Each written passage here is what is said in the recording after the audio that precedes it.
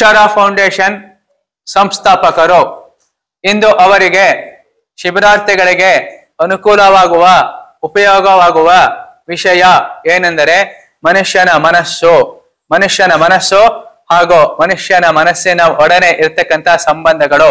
ಈ ವಿಷಯವಾಗಿ ಪರಿಣಿತರಾಗಿರ್ತಕ್ಕಂತಹ ಶ್ರೀಯುತ ಅನಿಲ್ ಶ್ರೀರಾಜ್ ಅವರು ಆಗಮಿಸಿದ್ದಾರೆ. ಇವರಿಗೆ ಕನಕಧಾಮ ಯೋಗಾಶ್ರಮದ ಪರವಾಗಿ ಶ್ರೀ ಮುಕುಂದನ್ ಗುರೂಜಿ ಅವರ ಪರವಾಗಿ ಯೋಗ ಶಿಬಿರಾರ್ಥಿಗಳ ಪರವಾಗಿ ಹೃದಯಪೂರ್ವಕ ಸ್ವಾಗತ ಸರ್. ಹರಿ ಓಂ. ಆದ Yoga Prakash. Thank you sir, thank you so much. ಈಗ ಆಲ್ರೆಡಿ ನನ್ನ ಹೆಸರಲ್ಲಿ ಪರಿಚಯ ಮಾಡಿದ್ದಾರೆ. ನಾನು ಸ್ವಲ್ಪ ಉದ್ದಕ್ಕೆ ಹೇಳ್ಬಿಡ್ತೀನಿ ನನ್ನ ಬಗ್ಗೆ. ನಾನು ಸುನಿಲ್ ಸಿ ರಾಜ್ ಅಂತ ಹೇಳಿ, ನಾನು ಹುಟ್ಟಿದ್ದು ಬೆಳೆದಿದ್ದೆಲ್ಲ ನಂಜನಗೂಡಲ್ಲಿ. ನನ್ನ ಎಜುಕೇಶನ್ ಇನ್ ಹೈಯರ್ ಸ್ಟಡಿ ಎಲ್ಲ ಮಾಡಿದ್ದು ಮೈಸೂರಿನಲ್ಲಿ. ಎಜುಕೇಶನ್ ಅಂದ್ರೆ ಸಾಕು, ಏನು ನಾನು ನಂಜನಗೂಡ್ನಲ್ಲಿ ಓದೋದ್ನಲ್ಲ ಸುಮ್ನೆ ಹೆಸರಿಗಷ್ಟೇ. ನಂಬರ್ ಫಸ್ಟ್ ಸ್ಟ್ಯಾಂಡರ್ಡ್ ಇಂದ 10th ಸ್ಟ್ಯಾಂಡರ್ಡ್ಗೆ ಸುನಿಲ್ ಓದ್ದ ಅಂತ. ಬಟ್ ನಾನು ಓದಿಲ್ಲ sir. I was A fail student. ನಾನು 0, 1, 2, 3 ತಗೋತಿದ್ದಂತ ವಿದ್ಯಾರ್ಥಿ. ಆನೆಸ್ಟ್ ಆಗಿ ಹೇಳ್ತೀನಿ, ನಂಗೆ ಸೆಕೆಂಡ್ PUC ವರೆಗೂ ಓದಕ್ಕೂ ಬರ್ತಿರ್ಲಿಲ್ಲ, ಬರೆಯಕ್ಕೂ ಬರ್ತಿರ್ಲಿಲ್ಲ. ನಾನು ಕಾಪಿ ಮಾಡೇ ಪಾಸ್ ಮಾಡಿದ್ದು. ನನ್ನನ್ನ ತುಂಬಾ ಒಳ್ಳೆ ಬೋರ್ಡ್ ಹಾಕಿದ್ರು. ಇವನು ಪೆದ್ದ, ದಡ್ಡ, ಬುದ್ಧಿಮಾಂದ್ಯತೆ ಹುಡುಗ, ಅಬ್ನಾರ್ಮಲ್, ತುಂಬಾ ಹೈಪರ್, ಇವನ್ಗೆ ಆ ಕಾಯಿಲೆ ಇದೆ, ಈ ಕಾಯಿಲೆ ಇದೆ, ಇವನ್ನ ಯಾವ್ದಾದ್ರು ನಿಮಾನ್ಸಕ್ ಸೇರಿಸಿ, ಈ ತರದ್ದು ಸಾಕಷ್ಟು ಬೋರ್ಡ್ ಹಾಕಿ ನನ್ನನ್ನ ಹೌದು ನಿಜ ಅಂತ ಒಪ್ಕೊಳ್ಳೋ ಹಾಗೆ ಮಾಡ್ಬಿಟ್ಟಿದ್ರು. ಆ ತರ ಹೇಳ್ಬಿಟ್ಟಿದ್ರು. ಹೌದಾ, ಇರ್ಬಹುದು, ನಾನು ಅದೇ ತರ ವಿದ್ಯಾರ್ಥಿ ಅಂತ ಅನ್ಕೊಂಡ್ಬಿಟ್ಟೆ. ಸೆಕೆಂಡ್ PUC 6 ಸಬ್ಜೆಕ್ಟ್ ಫೇಲ್ ಆಗಿ ಟೋಟಲ್ ಮಾರ್ಕ್ಸ್ 36 ಬಂದಾಗ ನಮ್ಮ ಅಪ್ಪಂಗೆ ಇವನು ನನ್ನ ಮಗ ಅಂತ ಹೇಳ್ಕೊಳಕ್ಕೆ ತುಂಬಾ ಕಷ್ಟಪಟ್ರು. ಅಪ್ಪ, ಅಮ್ಮ, ಅಕ್ಕ, ತಂಗಿ, ಇವನು ನನ್ನ ತಮ್ಮ, ನನ್ನ ಅಣ್ಣ ಅಂತ ಹೇಳ್ಕೊಳಕ್ಕೆ ತುಂಬಾ ಕಷ್ಟಪಟ್ರು. ಅದೆಲ್ಲದಕ್ಕಿಂತ ಹೆಚ್ಚಾಗಿ ಇವನ್ನ ಮನುಷ್ಯ ಅಂತ ಹೇಳಕ್ಕೆ ಕಷ್ಟಪಡ್ತಾ ಇದ್ದಿದ್ದು ನಮ್ಮ ಕುಟುಂಬ, ನನ್ನ ಸ್ನೇಹಿತರು, ಅಕ್ಕಪಕ್ಕದ ಜನ.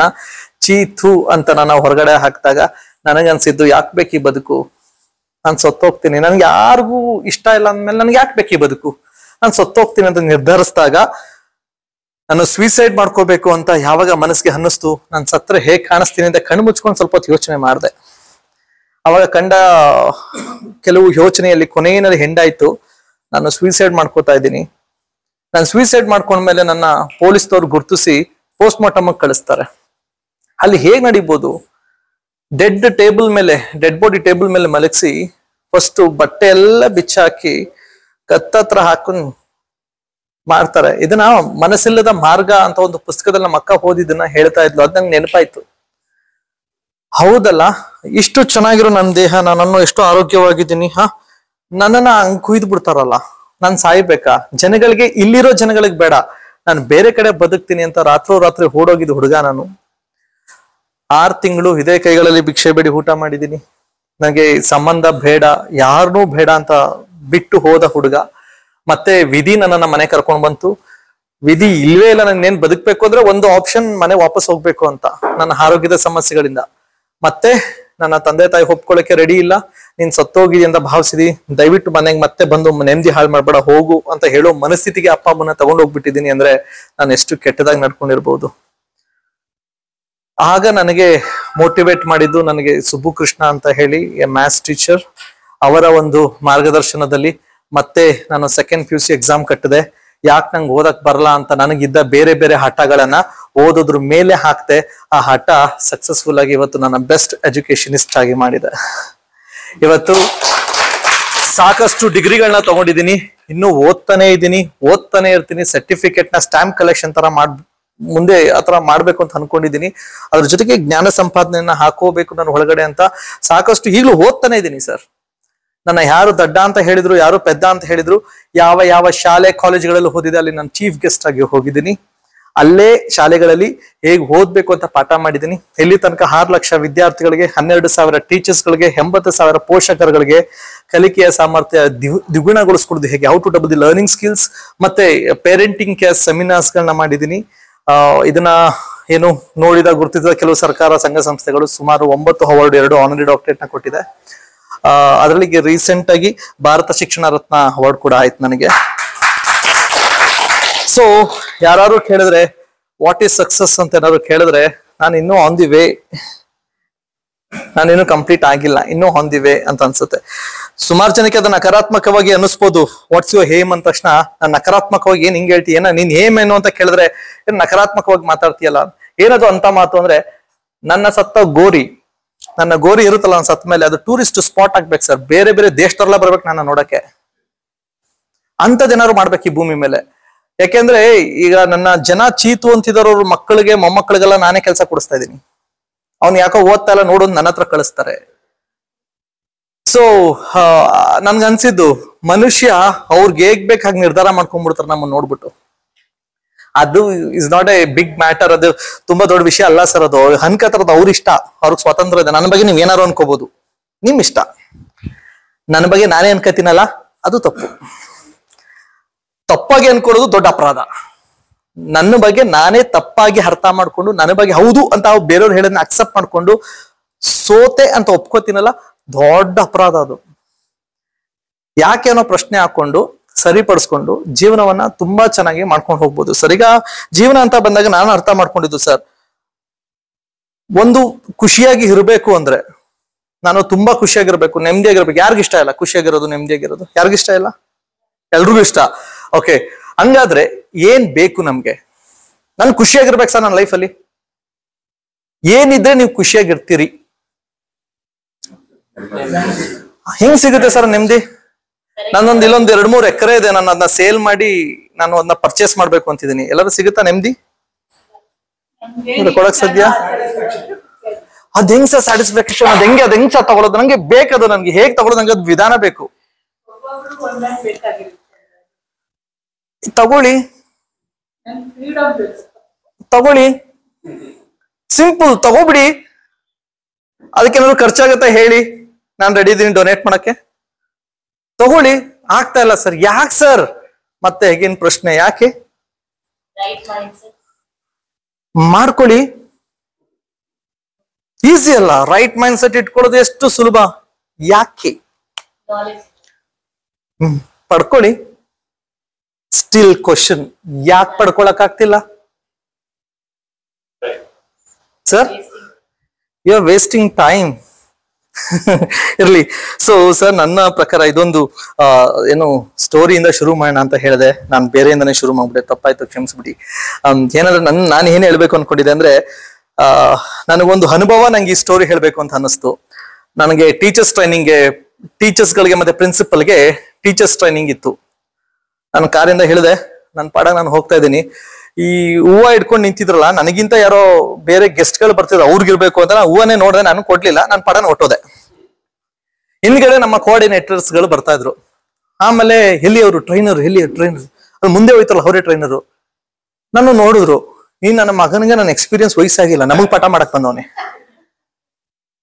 ನಮ್ ಎಕ್ಸ್ಪೀರಿಯನ್ಸ್ ವಯಸ್ಸಾಗಿಲ್ಲ, ನನಗ್ ಪಾಠ ಮಾಡಕ್ ಬಂದ್ರೆ ಇವನು ಕೊಡ್ಬೇಕಾ? ನಾವು ಹೂವನ ಕೊಟ್ಬಿಟ್ಟು ವೆಲ್ಕಮ್ ಮಾಡಿ ಇವನ ಹತ್ರ ಪಾಠ ಕೇಳ್ಬೇಕಾ? ನಾವು ಅಕ್ಷರ ಫೌಂಡೇಶನ್ ಚೇರ್ಮನ್ ಅಂದ್ರೆ ಅವನಿಗೊಂದು 45-50 ವರ್ಷ ಆಗಿರ್ತದೆ, ಒಳ್ಳೆ ಎಕ್ಸ್ಪೀರಿಯನ್ಸ್. ಇವನ್ ಬಗ್ಗೆ ಏನೇನೋ ಜಂಬ ಕೊಚ್ಚಿದ್ರು, ಬಟ್ ವಯಸ್ಸು ಮಾತ್ರ ಎಷ್ಟು ಹಿಂಗಿದೆ. ಆಮೇಲೆ ಅವ್ರೇನೋ ಹೂವ ಕೊಟ್ರು, ಏನು ಬೇಡದ ಮನಸ್ಸಲ್ಲಿ ಕೊಟ್ಟಿರಬಹುದೇನೋ. ನನ್ನ ಕೋಆರ್ಡಿನೇಟರ್ ಹೇಳಿದ್ರು, ಈ ತರ ಮಾತು ಹೇಳಿದ್ರು. ನಾವೇನೋ ಅನ್ಕೊಂಡ್ವಿ, ಇವ್ರು ನಿಂಗ್ ಕರ್ಸಿದ್ರೆ ಇವ್ನ್ ಪಾಠ ಮಾಡ್ತಾನ, ಇವ್ನ್ ನಿಜವಾಗ್ಲು ಇವ್ನ್ ನಮ್ಗೆ ಹೇಳ್ಕೊಡ್ತಾನ ಅಂತ. ಕೊನೆಗೆ ಕೊಟ್ಟು ಹೂವನ ಈಸ್ಕೊಂಡು ಕ್ಲಾಸ್ ರೂಮ್ ಅಲ್ಲಿ ಕೂತ್ಕೊಂಡೆ. ಅವ್ರು ಏನೋ ಸ್ಟೇಜ್ ಪ್ರೋಗ್ರಾಮ್ ಆಯ್ತು. ಅದಾದ್ಮೇಲೆ ನಾನು ಮಾತಾಡಕ್ ಶುರು ಮಾಡಿದೆ.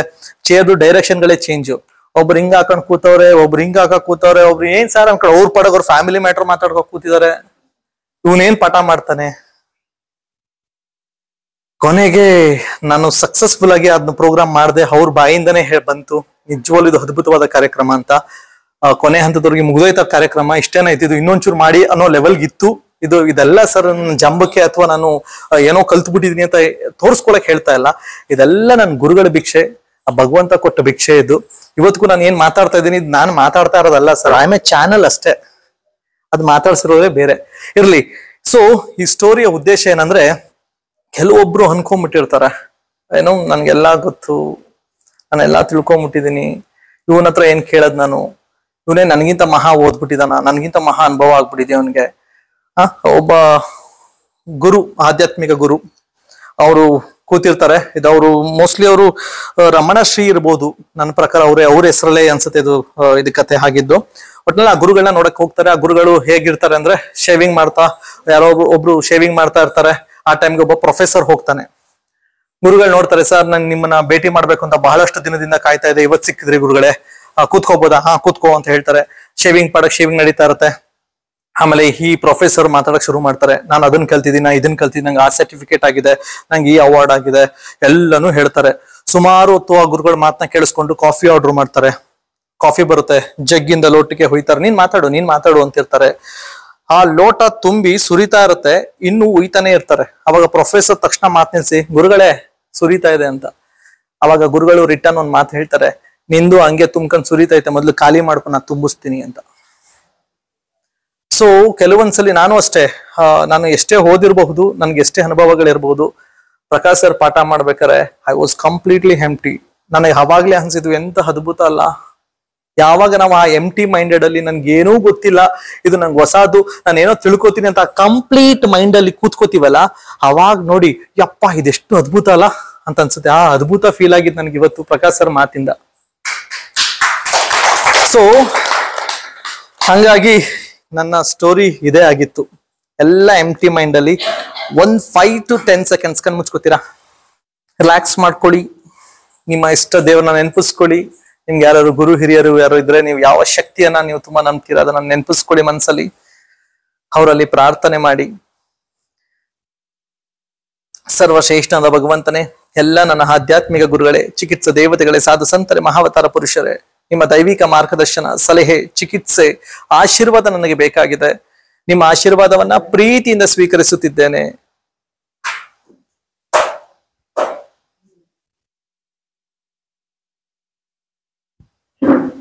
Thank you so much. Open your eyes with big smile. ಅವಾಗಲೇ ಪ್ರಶ್ನೆ ಕೇಳಿದೆ, ಮನುಷ್ಯನ್ಗೆಲ್ಲ ಇದೆ ಸರ್, ಆಸ್ತಿ ಎಷ್ಟಿದೆ, ಅಲ್ಲೊಂದಷ್ಟಿದೆ, ಇಲ್ಲೊಂದಷ್ಟಿದೆ, ನಂಗೆ ಗೊತ್ತಿಲ್ಲ ಸರ್, ದುಡ್ಡು ಎಷ್ಟಿದೆ, ತುಂಬಾ ಇದೆ ಸರ್, ಎಷ್ಟು ಓದಿದ್ರೆ, ಸಿಕ್ಕಾಪಟ್ಟೆ ಓದಿದ್ದೀನಿ ಸರ್, ಎಲ್ಲ ಇದೆ. ಬಟ್ ಮನುಷ್ಯ ಇನ್ನೂ ಯಾಕೋ ಒಂಥರ ನೆಮ್ಮದಿ ಇಲ್ಲ. ಅವಾಗ್ಲೇ ಹೇಳ್ದಾಗೆ ಯಾಕಿರ್ಬೋದು ಅಂತ ಪ್ರಶ್ನೆ ಕೇಳಿದೆ. ಯಾಕಿರ್ಬೋದು ಅಂದ್ರೆ ಸ್ಟ್ರೆಸ್.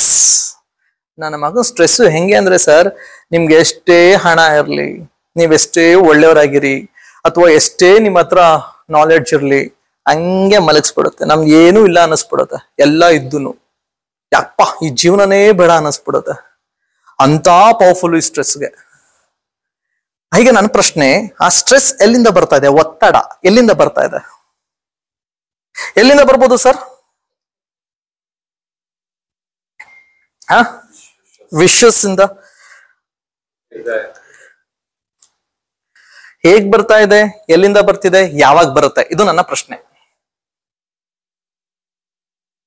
ಎಲ್ಲಿಂದ ಬರ್ತಿದೆ, ಹೇಗ್ ಬರ್ತಿದೆ, ಯಾವಾಗ ಬರುತ್ತೆ ಸ್ಟ್ರೆಸ್? ನಿಮ್ಗೆ ಕ್ವಶನ್ ಹಾಕೊಳ್ಳಿ, ನಿಮ್ಗೆ ಸ್ಟ್ರೆಸ್ ಬಂದಿದ್ಯಾ ಮೇಡಮ್? ಬಂದೇ ಇಲ್ಲ, ಫುಲ್ ಯಾವಾಗ ಫುಲ್ ಖುಷಿ ಹ್ಯಾಪಿಯಾ ಬಂದಿದೆ. ಎಲ್ಲಿಂದ ಬಂದಿದೆ ಮೇಡಮ್? ಹೇಗ್ ಬಂತು, ಯಾಕೆ ಬಂತು? Expect more. ನಿಮ್ಗೆ ಸರ್? ಮೈಂಡ್ ಇಂದಾನೇ ಇರ್ಬೋದು ಸರ್. ಇನ್ನೇನ್ ಹಾರ್ಟ್ ಇಂದ ಬರ್ತದ, ಕಿಡ್ನಿಯಿಂದ ಬರ್ತದ ಸರ್? ಅದು ಮೈಂಡೇ ಸರ್ ಅದಕ್ಕೆ ಕಾರಣ, ಮೂಲ ಕಾರಣ ಸರ್. ನೀವು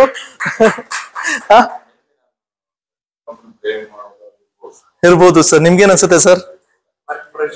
ವರ್ಕ್ ಪ್ರೆಷರ್. ಎಲ್ಲಿಂದ? ಅದು ವರ್ಕ್ ಇಂದ ಬರ್ತಾ ಇದೆ. ಪ್ರೆಷರ್ ಅಂತ ಗೊತ್ತಾಯ್ತು. ವರ್ಕ್ ಪ್ರೆಷರ್ ಆ ವರ್ಡ್ ಇಂದಾನೆ ಗೊತ್ತಾಗ್ತಿದೆ. ವರ್ಕ್ ಪ್ರೆಷರ್ ಇಂದ, ಓಕೆ, ವರ್ಕ್ ಇಂದ ಪ್ರೆಷರ್ ಬರ್ತಿದೆ. ಆಮೇಲೆ ಸರ್ ಯಾವಾಗ ಬರುತ್ತೆ ಸರ್ ಸಾಮಾನ್ಯವಾಗಿ? ದುರಾಸೆ. ಈಗ ಇನ್ನೊಂದು ಇದೆ, ಇನ್ನೊಂದ್ ಚೂರ್ ಇದ್ಬಿಟ್ಟಿದ್ರೆ, ನಂತರ 100 ರೂಪಾಯಿ ಇದೆ, ಇನ್ನೊಂದು 50 ರೂಪಾಯಿ ಇದ್ಬಿಟ್ಟಿದೆ, ನನ್ನ ಆಟೋ ಕೇಟನ್ ಇದೆ, ನನ್ನ ಹತ್ರ ಏನಾದ್ರು ಸ್ವಲ್ಪ ಇನೋವಾ ಇದ್ಬಿಟ್ಟಿದ್ರೆ, ಆಮೇಲೆ ತಾಯಿಂದ್ರ ಮಾತೇ ಆಡ್ತಿಲ್ಲ. ನಮ್ಮನ್ ಕೇಳ್ಬಿಡಿ ಸರ್ ದಯವಿಟ್ಟು, ನಾವು ಸ್ಟ್ರೆಸ್ ಸಾಗರದಲ್ಲೇ ಇದೀವಿ, ಮಾತಾಡ್ಸೋಕ್ ಹೋಗ್ಬೇಡಿ ನಮ್ಮನ್ನ. ಆಮೇಲೆ ಆಮೇಲೆ ಫ್ಯಾಮಿಲಿ ಬೇಡ ಸರ್, ಅದು ಆ ಸ್ಟ್ರೆಸ್ ಅಲ್ಲ, ಸ್ಟ್ರೆಸ್ ಬೇಡ ಅಂದಿದ್ದು ನಾನು, ಫ್ಯಾಮಿಲಿ ಅಲ್ಲ ಸರ್. ಆಮೇಲೆ ಆಮೇಲೆ ಅಷ್ಟೇನಾ? ಅಕ್ಸೆಪ್ಟ್ ಮಾಡ್ಕೊಳ್ಳಲ್ಲ ಸರ್, ಒಪ್ಕೊಳ್ಳೋದೇ ಇಲ್ಲ. ಸಂದರ್ಭ ತಕ್ಕಂತೆ ಬರುತ್ತೆ. ಓಕೆ, ನಾನು ಏನೋ ಅನಲೈಸ್ ಮಾಡಿದೀನಿ, ಸ್ಟ್ರೆಸ್ ಅನ್ನೋದು ನನ್ನ ಆಲೋಚನೆಯಿಂದ ಬರುತ್ತೆ ಅಂತ.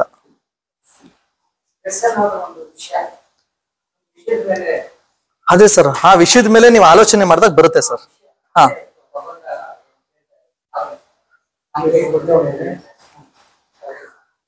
ನನ್ನ ಅನಲೈಸ್ ಪ್ರಕಾರ ಒಂದು ಆಲೋಚನೆ, ಯೋಚನೆ ಅಥವಾ ಒಂದು ಥಾಟ್.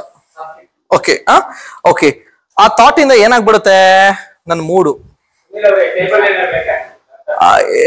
ಇದ್ರ ಅನುಕೂಲ. ಓಕೆ, ಏನಾಗುತ್ತೆ, ನಮ್ಮ ಮೂಡ್ ಡಿಸೈಡ್ ಆಗುತ್ತೆ ನಮ್ಮ ಆಲೋಚನೆ ಮೇಲೆ ನಮ್ಮ ಮೂಡ್ ಇದೆ ಅಂತ. ಅದು ಹೇಗೆ ಅಂತ ನಿಮ್ಗೆ ಇನ್ನು ಕ್ಲಿಯರ್ ಆಗಿ ಎಕ್ಸ್ಪ್ಲೈನ್ ಮಾಡ್ಕೊಡ್ತೀನಿ. ಥಾಟ್ ಇಂದ ಏನಾಗುತ್ತೆ ಸರ್ ನಾನು ಸ್ವಲ್ಪ ಈ ಕಡೆ ನಿಲ್ಬೋದಾ, ಯಾಕಂದ್ರೆ ಈ ಕಡೆ ಇರೋರ್ಗೆ ನನ್ನ ಲ್ಯಾಪ್ಟಾಪ್ ಕಾಣಲ್ಲ, ಏನಾದ್ರು ಹಂಗೆ ಅಡ್ಜಸ್ಟ್ಮೆಂಟ್ ಮಾಡ್ಬೋದಾ? ಓಕೆ, ಸೊ ನನ್ನ ಥಾಟ್ ಇಂದ ಬಿಹೇವಿಯರ್, ಆಮೇಲೆ ಓಕೆ ಬಿಹೇವಿಯರ್ ಇಂದ ನನ್ನ ಫಿಸಿಕಲ್ ಸಿಂಪ್ಟಮ್ಸ್ ಅಂದ್ರೆ ನಮ್ಮ ದೈಹಿಕ ಲಕ್ಷಣಗಳು, ಅದನ್ನ ಮತ್ತೆ ಆಲೋಚನೆಗೆ ಬಂದು ನಿಂತ್ಕೊಡುತ್ತೆ. ಇದನ್ನ ನೀನ್ ಹೇಗೆ ಹೇಳ್ತೀಯ ಸುನಿಲ್, ನಾನು ಹೇಗೆ ಒಪ್ಕೊಳ್ಳಿ ಇದನ್ನ? ನನ್ನ ಆಲೋಚನೆಯಿಂದ ಸ್ಟಾರ್ಟ್ ಆಗುತ್ತೆ. ಸ್ಟ್ರೆಸ್ ಆಗಿರ್ಲಿ ಮತ್ತೊಂದಾಗಿರ್ಲಿ ಎಲ್ಲವೂ ನನ್ನ ಆಲೋಚನೆಯಿಂದ ಸ್ಟಾರ್ಟ್ ಆಗುತ್ತೆ. ಉದಾಹರಣೆಗೆ ಯಾವುದೋ ಒಂದು ಹೇಳ್ದಂಗೆ ಸಬ್ಜೆಕ್ಟ್ ಯಾವ್ದೊಂದು ಅಥವಾ ಸಿಚುವೇಶನ್ ಅಥವಾ ಯಾವ್ದೊಂದು ಪರಿಸ್ಥಿತಿ ಅಂತ ಅನ್ಕೋಣ ಸರ್. ತುಂಬಾ ಕೆಡ್ದಾಗಿದ್ರೆ, ತುಂಬಾ ನೋವಾಗ್ತಿದೆ, ತುಂಬಾ ಹಳು ಬರುವಂತದ್ದು, ತುಂಬಾ ಖುಷಿ ಏನೋ ಭಯ ಆಗುವಂಥದ್ದು ಯಾವ್ದೋ ಒಂದು ಪರಿಸ್ಥಿತಿ ಅಂತ ಅನ್ಕೋಣ. ಆ ಪರಿಸ್ಥಿತಿಯಲ್ಲಿ ನನ್ನ ಆಲೋಚನೆ ಅಥವಾ ಬ್ಯಾಡ್ ಸಿಚುವೇಶನ್ ಅಂತ ಅನ್ಕೊಳ್ಳೋಣ, ನನ್ನ ಆಲೋಚನೆ ಹೇಗಿರುತ್ತೆ? ಖುಷಿಯಾಗಿರುತ್ತೆ, ನೆಗೆಟಿವ್ ಆಗಿರುತ್ತೆ. ಇದೇ ನನ್ನ ಲೈಫ್ ಹಿಂಗಾಗೋಯ್ತು, ಇದು ಯಾಕೆ ಹಿಂಗಾಗೋಯ್ತು, ನನ್ನ ಜೀವನನೇ ನಂಗೆ ಬೇಜಾರಾಗ್ಬಿಟ್ಟಿದೆ, ಈ ತರದ್ದು ಬೇಜಾರಿನ ಬೇಡದಿರೋ ಆಲೋಚನೆಗಳು ಬರ್ತವೆ. ಆಲೋಚನೆಯಿಂದ ಮೂಡ್ ಏನಾಗುತ್ತೆ? ಮನೆಯವ್ರು ಕರೀತಾರೆ, ಬಾ ಮೂವಿಗೆ ಹೋಗೋಣ ಅಂತಾರೆ. ಹೋಗ್ರಿ, ನನ್ ಮೂಡ್ ಸರಿ ಇಲ್ಲ. ಈ ಮೂಡ್ ಸರಿ ಇಲ್ಲ ಅಂತಲ್ಲ, ಆ ಮೂಡ್ ಸರಿ ಇಲ್ಲ ಅನ್ನೋದು ಎಲ್ಲಿಂದ ಬಂತು ಅಂದ್ರೆ ಹೇಗೇನ್ ಥಾಟ್, ಯಾವ್ದೋ ಆಲೋಚನೆ. ಅದನ್ನು ಹೇಗೆ ಅಂತ ನಾನು ವಿವರಿಸ್ತೀನಿ, ಓಕೆನಾ? ನನ್ ಮೂಡ್ ಸರಿ ಇಲ್ಲ. ಮೂಡು ಏನು, ದುಃಖ ಇರ್ಬೋದು, ಅಳು ಇರ್ಬೋದು, ಏನೋ ಒಂದ್ ಸಂಕಟ ಇರ್ಬೋದು, ಏನೋ ಒಂಥರ ಅನ್ಕಂಫರ್ಟಬಲ್ ಫೀಲಿಂಗ್ ಮನ್ಸೊಳಗಡೆ. ಓಕೆ, ನೆಕ್ಸ್ಟ್ ಅದರಿಂದ ನಮ್ಮ ನಡವಳಿಕೆ ಹೇಗ್ ಬಂತು? ಬಾ ಮೂವಿಗೆ ಹೋಗೋಣ ಅಂತ ಕರೆದ ತಕ್ಷಣ ತುಂಬಾ ದುಃಖ ಬೇಜಾರು ಕೋಪದಲ್ಲಿದ್ದಾಗ ಮೂವಿಗೆ ನನ್ ಬರಲ್ಲ ಅಂತ ಸಾಫ್ಟ್ ಆಗಿ ಹೇಳ್ತಾರ, ಅವ್ರು ನಾ ಬರಲ್ಲ ಮೂವಿಗೆ. ಆ ಬಿಹೇವಿಯರ್ ಹೇಗಿದೆ ಹೇಳಿ? ಈಗ ದುಃಖ ಇದೆ, ಅಳು ಇದೆ, ನನಗೆ ಅಳು ಬರ್ತಿದೆ, ಕಿರ್ಚ್ಬೇಕು ಅನಿಸ್ತಿದೆ, ಕರೆಕ್ಟ್ ಅಲ್ಲ? ಅದು ಹೇಗೆ ಅಂತ ನಾನು ಎಲ್ಲರೂ ಒಂದ್ ಕಡೆ ಕೂತ್ಕೊಂಡ್ಬಿಡ್ಬೇಕು. ಆ ಬಿಹೇವಿಯರ್ ನಡವಳಿಕೆ ಹೇಗಿರುತ್ತೆ ಅಂತ ಖುಷಿ ಕೊಡುತ್ತಾ? ಆ ಬೇಜಾರು, ದುಃಖ, ಕೋಪ ಅದರ ನಡವಳಿಕೆ ಹೇಗಿರುತ್ತೆ? ಬೇರೆಯವ್ರಿಗೆ ಅಹಿತವನ್ನ ಕೊಡುತ್ತೆ, ಯಾರಿಗೂ ಅದು ಖುಷಿ ಕೊಡಲ್ಲ, ಇವನ್ ಸೆಲ್ಫ್ ನಮಗೂ ಕೂಡ, ಕರೆಕ್ಟ್ ಅಲ್ಲ? ಸೊ ಅದರಿಂದ ಫಿಸಿಕಲ್ ಸಿಂಪ್ಟಮ್ಸ್ ನೀವು ನೋಡಿದ್ರಾ? ತುಂಬಾ ಹಳೋರು, ಬಿಕ್ಕಳಿಕೆ, ಕೈ ನಡುಗ್ತಾ ಇರುತ್ತೆ, ಬಾಡಿ ಸ್ವೆಟ್ ಆಗತ್ತೆ, ಏನೋ ಒಂಥರ ಬೇಜಾರು, ಏನೂ ಕೆಲಸ ಮಾಡಕ್ಕಾಗಲ್ಲ, ಲೇಸಿನೆಸ್ ಫೀಲು, ಊಟ ಸೇರಲ್ಲ. ಈ ಸಿಂಪ್ಟಮ್ಸ್ ಎಲ್ಲ ಗುಡ್ ಸೈನ್ ಅನ್ಸುತ್ತಾ ಫಿಸಿಕಲಿ? ಯೋಚನೆ ಮಾಡಿ ಹಾಸಿಗೆ ಹಿಡಿದ್ಬಿಟ್ಟ ಇದೆಲ್ಲ ಹೇಳ್ತಾರಲ್ಲ, ಯಾಕೆ ಬಂತದ್ದು? ಇವ್ರು ಈ ಸ್ಟೇಜಿಗೆ ಬಂದ್ಬಿಟ್ಟಿದ್ದಾರೆ, ಫಿಸಿಕಲ್ ಸಿಂಪ್ಟಮ್ಸ್ ಕಾಣಿಸ್ಬಿಟ್ಟಿದೆ ಇವಾಗ. ನೆಕ್ಸ್ಟ್ ಆ ತರ ಇದ್ದಾಗ, ಬೇಜಾರಲ್ಲಿ ಆರೋಗ್ಯವನ್ನೇ ಕಳ್ಕೊಂಡ್ಬಿಟ್ಟಾಗ ಏನಾಗತ್ತೆ? ಮತ್ತೆ ನಕಾರಾತ್ಮಕವಾದ ಯೋಚನೆ, ಯಾವನಿಗೆ ಬೇಕು ಈ ಬದುಕು, ಯಾವನಿಗೆ ಬೇಕು ಈ ಜೀವನ, ಏನಕ್ಕಾರು ಜನಿಸ್ಬಿಟ್ನಪ್ಪ ನಾನು ಈ ಭೂಮಿ ಮೇಲೆ, ಯಾಕಾರು ಈ ಜನ್ಮ ಬಂತಪ್ಪ, ಈ ಪ್ರಶ್ನೆಗಳೆಲ್ಲ ಅವಾಗ ಬರಕ್ ಶುರು ಆಗತ್ತೆ. ಹೀಗ್ ನೋಡೋಣ ನಮ್ಮ ಆಲೋಚನೆ ಚೇಂಜ್ ಮಾಡಿದ್ರೆ ಏನಾಗ್ಬಹುದು ಅಂತ, ಓಕೆನಾ? ಇದನ್ನ ಪ್ರಾಕ್ಟಿಕಲ್ ಆಗೂ ಒಂದ್ಸಲ ತಗೊಂಡು ಹೋಗೋಣ. ನೆಕ್ಸ್ಟ್, ಪಾಸಿಟಿವ್ ನೆಗೆಟಿವ್, ಖುಷಿನ ದುಃಖನ, ಯಾವ್ದೋ ಒಂದು ಪರಿಸ್ಥಿತಿ ಬಂದ್ಬಿಡ್ತು ಸರ್, ಒಂದ್ ಸಂದರ್ಭ ಬಂದ್ಬಿಡ್ತು, ಅದು ಖುಷಿಯಾಗಾರು ಇರ್ಲಿ ದುಃಖನಾರು ಆಗಿರ್ಲಿ, ಓಕೆನಾ? ನನ್ನ ಆಲೋಚನೆ ನೋಡಿ, ಗುಡ್ ಆರ್ ಬ್ಯಾಡ್ ಸಿಚುವೇಶನ್ ಅದೇನಾರು ಆಗಿರ್ಲಿ, ನನ್ನ ಆಲೋಚನೆ ಪಾಸಿಟಿವ್ ಆಗಿತ್ತು ಅಂದ್ರೆ ನಾನು ಸಕಾರಾತ್ಮಕ, ಅದರಲ್ಲೂ ಕೂಡ ಪಾಸಿಟಿವ್ ಅಂತ ಅಷ್ಟೇ. ಎಷ್ಟೊಂದು ಜನ ಅದರಲ್ಲೂ ಕೂಡ ಯಾವ್ದು ತುಂಬಾ ನೆಗೆಟಿವ್ ಇಂಪ್ಯಾಕ್ಟ್ ಮಾಡುವಂತ ಪಾಸಿಟಿವಿಟಿನೂ ಇದೆ. ಸುಮ್ನೆ ಅನ್ಕೊಳ್ಳೋದು, ಅಸ್ಯೂಮ್ ಮಾಡ್ಕೊಳ್ಳೋದು, ಅದು ಬಂಡ್ ಧೈರ್ಯ, ಒಡ್ಡ ಧೈರ್ಯ ಅಂತಾರಲ್ಲ, ಅದು ಏನಾಗಲ್ಲ ನಾನು ಪಾಸಿಟಿವ್ ಆಗಿರ್ತೀನಿ ಅಂದ್ರೆ ಸಮಸ್ಯೆಗಳು ಮಾಡ್ಕೊಳ್ಳೋದು. ಅದ್ರ ಬಗ್ಗೆ ಆಮೇಲೆ ಮಾತಾಡೋಣ. ಇದು ಪಾಸಿಟಿವ್ ಆಗಿ ಥಿಂಕ್ ಮಾಡಿದ್ರೆ ಏನಾಗುತ್ತೆ? ಪಾಸಿಟಿವ್ ಆಗಿ ಥಿಂಕ್ ಮಾಡಿದಾಗ ಮೂಡ್ ಹೇಗಿರುತ್ತೆ? ಹ್ಯಾಪಿ ಆಗಿರುತ್ತೆ. ಅವತ್ತು ನಾನು 50,000 ಇಸ್ಕೊಂಡಿದ್ದೆ, 50,000 ಕೇಳಕ್ ಬಂದಿದ್ದಾನೆ, ಇವಾಗ ಆಯ್ತು ಏನೋ ನಿಮ್ಗೆ ಒಂದು 10 ದಿನ ಅವಕಾಶ ಕೊಡ್ತೀನಿ, ಮರ್ಯಾದೆನ ದುಡ್ಡು ತಂದು ಕೊಡು. ಮನೆ ಹತ್ರ ಗಲಾಟೆ ಆಯ್ತು, ಹೋದ್ರು, ಗಂಡ ಬಂದ್ರು, ಮೂವಿಗೆ ಹೋಗೋಣ, ಆಯ್ತು ಇನ್ನು 10 ದಿನ ಟೈಮ್ ಇದೆಯಲ್ಲ, ಈಗ ತಲೆ ಕೆಡ್ಸ್ಕೊಂಡು ನನ್ನ ಗಂಡನ ಮೂಡ್ನ ಯಾಕೆ ಹಾಳು ಮಾಡ್ಲಿ, ಇಟ್ಸ್ ಓಕೆ, ಅದಾದ್ಮೇಲೆ ನೋಡೋಣ, ಸೈಡಲ್ಲಿ ಇಟ್ಕೊಳ್ಳೋದ್ರ ಬಗ್ಗೆ ಆಲೋಚನೆ ಮಾಡೋಣ, ಸಮಾಧಾನವಾಗಿ ಯೋಚನೆ ಮಾಡೋಣ, ಏನಾರು ಅದು ಸೊಲ್ಯೂಷನ್ ಇದ್ದೇ ಇರುತ್ತೆ. ಆಯ್ತು ಹೋಗಿದ್ ಬರೋಣ. ಅಥವಾ ನಂಗೆ ಹೋಗಕ್ ಇಷ್ಟ ಆಗ್ತಿಲ್ಲ, ನೀವು ಬೇಜಾರ್ ಮಾಡ್ಕೊಳಲ್ಲ ಅಂದ್ರೆ ಇನ್ನೊಂದ್ ದಿನ ಪ್ಲಾನ್ ಮಾಡೋಣವಾ. ಅದನ್ನ ತುಂಬಾ ಕಾಮ್ ಆಗಿ ಹ್ಯಾಂಡಲ್ ಮಾಡೋದಿದೆಯಲ್ಲ, ಅದು ಪಾಸಿಟಿವ್ ಆಗಿದ್ದಾಗ ಮಾತ್ರ. ಆ ಸಿಚುವೇಶನ್ ಹ್ಯಾಂಡಲ್ ಮಾಡಕ್ ಆಗೋದು. 83% ಆಫ್ ಸುಯಿಸೈಡಲ್ ಕೇಸಸ್ ಅಲ್ಲಿ ಆಲ್ಮೋಸ್ಟ್ ಅದರಲ್ಲಿ 83 ಹೈಯೆಸ್ಟ್ 24% ಸುಯಿಸೈಡಲ್ ಕೇಸಸ್ 24 ಆಲ್ಮೋಸ್ಟ್ ಅದಕ್ಕಿಂತ ಜಾಸ್ತಿ ಅನ್ಸುತ್ತೆ, ನನ್ಗದು ಮರ್ತೋಗಿದೆ ನಂಬರ್. ವಿದ್ಯಾರ್ಥಿಗಳು ಅಪ್ ಟು 24 ಏಜ್ ಇರುವಂತ ಮಕ್ಕಳುಗಳು ಆತ್ಮಹತ್ಯೆಗಳನ್ನ ಮಾಡ್ಕೋತಾ ಇದಾರೆ. ಇದು ಎಸ್ಪೆಷಲಿ ನಮ್ಮ ಕರ್ನಾಟಕದಲ್ಲಿ. ಯಾಕೆ? ಸಿಚುವೇಶನ್ ಹ್ಯಾಂಡಲ್ ಮಾಡಕ್ ಬರ್ದೆ ಸರ್. ಯಾರೆಲ್ಲ ಆತ್ಮಹತ್ಯೆ ಮಾಡ್ಕೋತಾರೆ ಎಲ್ರು ಹೇಳ್ತಾರೆ ಅವನಿಗೆ ಸ್ಟ್ರೆಸ್ ಇತ್ತು, ಅವ್ನು ಡಿಪ್ರೆಷನ್ಗೆ ಹೋಗಿದ್ದ. ಅದಕ್ಕೆ ಮೂಲ ಕಾರಣ ಅವನ ಆಲೋಚನೆ, ಅದಕ್ಕೆ ಮೂಲ ಕಾರಣ ಅವ್ನಿಗೆ ಹ್ಯಾಂಡಲ್ ಮಾಡಕ್ ಬರ್ತಾ ಇಲ್ಲ ಸಿಚುವೇಶನ್ಗಳನ್ನ, ಅದನ್ನ ಪರಿಸ್ಥಿತಿಯನ್ನು ನಿಭಾಯಿಸಕ್ ಬರ್ತಾ ಇಲ್ಲ ಅಂದಾಗ ಆ ತರದ್ದು ಸಮಸ್ಯೆಗಳಿಗೆ ಒಳಗಾಗ್ತಾರೆ. ಸೊ ಇವಾಗ ಮೂಡ್ ಚೆನ್ನಾಗಿದೆ ಅಂದಾಗ ನಿಮ್ಮ ಬಿಹೇವಿಯರ್ ಹೇಗಿರುತ್ತೆ, ಪಾಸಿಟಿವ್ ಆಗಿರುತ್ತೆ. ಅವ್ರಿಗೆ ಹೇಳೋದನ್ನ ತುಂಬಾ ಸ್ವೀಟ್ ಆಗಿ ಅವ್ರಿಗೆ ನಾವು ಕನ್ವೆ ಮಾಡಿದೀವಿ, ನನ್ಗೆ ಇಷ್ಟ ಇಲ್ಲ ಮೂವಿಗೆ ಬರೋದು ಅನ್ನೋದನ್ನ ತುಂಬಾ ಸುಂದರವಾಗಿ ಹೇಳಿ ಅವ್ರಿಗೂ ಸಮಾಧಾನ ಮಾಡಿ ನಾವು ಸಮಾಧಾನವಾಗಿದ್ದೀವಿ. ಇದು ನಮ್ಮ ಬಿಹೇವಿಯರ್ ಅಲ್ಲಿ ಯಾರಿಗಾದ್ರು ತೊಂದರೆ ಮಾಡ್ತಾ ನಮಗೂ ಮಾಡ್ಕೋತಾ ಇಲ್ಲ, ಬೇರೆಯವ್ರಿಗೂ ಮಾಡ್ತಾ ಇಲ್ಲ. ಮುಂದಕ್ಕೆ ಹೋದ್ರೆ ನಮ್ಮ ಫಿಸಿಕಲ್ ಸಿಂಪ್ಟಮ್ಸ್, ನೆಕ್ಸ್ಟ್ ನಾವು ಏನು ಪ್ಲಾನ್ ಮಾಡ್ಕೋತೀವಿ ಅದನ್ನ ಆಕ್ಟಿವ್ ಆಗಿ ಮಾಡ್ತೀವಿ, ಎನರ್ಜೆಟಿಕ್ ಆಗಿ ಮಾಡ್ತೀವಿ, ಖುಷಿಯಾಗಿ ಮಾಡ್ತೀವಿ. ಇಟ್ಸ್ ಓಕೆ, ಮೈ ಮೇಲೆ ಧೂಳ್ ತರ ಒರೆಸ್ಕೊಂಡ್ ಪ್ರಾಬ್ಲಮ್ನ ಮತ್ತೆ ಅದನ್ನ ಹೇಗೆ ಸಾಲ್ವ್ ಮಾಡೋದು ಅನ್ನೋದ್ರ ಬಗ್ಗೆ ಕ್ವಿಕ್ ಆಗಿ ರೆಡಿ ಆಗ್ತೀವಿ. ಮತ್ತೆ ಹಂಗಿದ್ದಾಗ ನಿಮ್ಮ ಆಲೋಚನೆ ಅಗೈನ್ ಪಾಸಿಟಿವ್ಗೆ ಬಂದು ನಿಂತ್ಕೊಳ್ಳುತ್ತೆ. ಇದು ಸೈಕಲ್ ಚೈನ್ ತರ ಸರ್. ಇದು ನೀವು ಎಲ್ಲಿ ಬ್ರೇಕ್ ಮಾಡ್ತೀರಾ, ಇನಿಷಿಯಲೇ ಬ್ರೇಕ್ ಮಾಡ್ಬಿಟ್ರೆ ತುಂಬಾ ಅನುಕೂಲ. ಇಲ್ಲ ಅಂದ್ರೆ ಇದು ಎಲ್ಲೋಗಿ ನಿಲ್ಲುತ್ತೆ, ಈ ಜೀವನನೇ ಬೇಡ ಅನ್ನೋವ್ರಿಗೆ ನಿಲ್ಲುತ್ತೆ. ಇದು ನಮ್ಗೆ ತುಂಬಾ ತುಂಬಾ ಇಂಪಾರ್ಟೆಂಟ್ ಹೆಲ್ದಿ ಮೈಂಡ್ ಇರೋರ್ಗೆ. ಹಂಗಾದ್ರೆ ಈ ಎಲ್ಲವನ್ನು ನೆಕ್ಸ್ಟ್ ಅದನ್ನ ನಾನು ಒಂದು ಆಕ್ಟಿವಿಟಿ ಮಾಡಿಸ್ತೀನಿ. ಆಮೇಲೆ it is know about the emotional and how they maintain the body. ಈಗ ಏನ್ ಗೊತ್ತಾ, ಇದು ಮ್ಯಾನಿಫೆಸ್ಟ್ ಬಾಡಿನಲ್ಲಿ ಹೇಗೆ ಮ್ಯಾನಿಫೆಸ್ಟ್ ಮಾಡುತ್ತೆ ಈ ಥಾಟ್ಸ್ಗಳು, ನಮ್ಮ ಆರ್ಗನ್ಗಳಿಗುವೆ ಮತ್ತೆ ಮನಸ್ಸಿಗುವೆ ಏನಾದ್ರು ಕನೆಕ್ಷನ್ ಇದೆಯಾ? 99.99% ಇವನ್ HIV ಅನ್ನೋ ಕಾಯಿಲೆಗೂ ಕೂಡ ಮನಸ್ಸು ಕಾರಣ ಆಗಿರತ್ತಂತೆ, ಗೊತ್ತಾ? Cancer 100% reason is mind. Cancer ಅವ್ರು ಎಷ್ಟು ಒಳ್ಳೆಯವರು ಪಾಪ, ದೇವ್ರಂತ ಮನಸ್ಸಿರುವಂತ ವ್ಯಕ್ತಿ, ಅವರು ಕ್ಯಾನ್ಸರ್ ಬಂದ್ಬಿಟ್ಟೈತಲ್ಲ 4th ಸ್ಟೇಜ್ ಅಂತ ಬದುಕಲು ಬಂತು. ದೇವ್ರಂತವ್ರು ಸಾರ್, ಮತ್ತೆ ಯಾಕೆ ಕ್ಯಾನ್ಸರ್ ಬಂತು? ಅಷ್ಟು ಒಳ್ಳೆ ಆಲೋಚನೆ ಇಟ್ಕೊಂಡವ್ರು ಯಾಕೆ ಕ್ಯಾನ್ಸರ್ ಬಂತು? ಅಂದ್ರೆ ಅವ್ರ ಆಲೋಚನೆ ಕೆಟ್ಟದಾಗಿತ್ತ? ಒಳ್ಳೆ ಆಲೋಚನೆನೆ. ಪಾಪ ಅವ್ರ ಮನ್ಸನ್ನ ನೋಯಿಸ್ಬಾರ್ದು, ಪಾಪ ಅವ್ರ ಮನ್ಸನ್ನ ನೋಯಿಸ್ಬಾರ್ದು ಅಂತ ಒಳಗಡೆನೆ ನುಂಗ್ಕೊಂಡ್ ಅದು ಹೋಗಿ ಒಂದ್ ಕಡೆ ಸ್ಟೋರ್ ಆಗಿ ಫಿಸಿಕಲಿ ಹೇಗೆ ಡ್ಯಾಮೇಜ್ ಮಾಡುತ್ತೆ ಅನ್ನೋದನ್ನ ಸ್ಟಡಿ ಮಾಡೋಣ. ಹ್ಯಾಪಿ ಆಗಿದ್ರೆ ಏನಾಗತ್ತೆ, ಹೇಗೆ ನಿಮ್ಮ ಆರ್ಗನ್ಗಳನ್ನ ಆ ಹ್ಯಾಪಿನೆಸ್ ಅಥವಾ ಕೆಲವು ನಿಮ್ಮ ಗುಡ್ ಅಥವಾ ಪಾಸಿಟಿವ್ ಬಿಹೇವಿಯರ್ ಅಥವಾ ಆ ಥಾಟ್ ಫಾರ್ಮ್ಸ್ಗಳು ಹೇಗೆ ನಿಮ್ಮ ದೈಹಿಕವಾಗಿ ಆರೋಗ್ಯವನ್ನ ಕೊಡುತ್ತೆ. ಮುಂದೆ ನೋಡೋಣ. ಇಲ್ಲಿ ತನಕ ಏನಾದ್ರು ಪ್ರಶ್ನೆ ಇದೆಯಾ?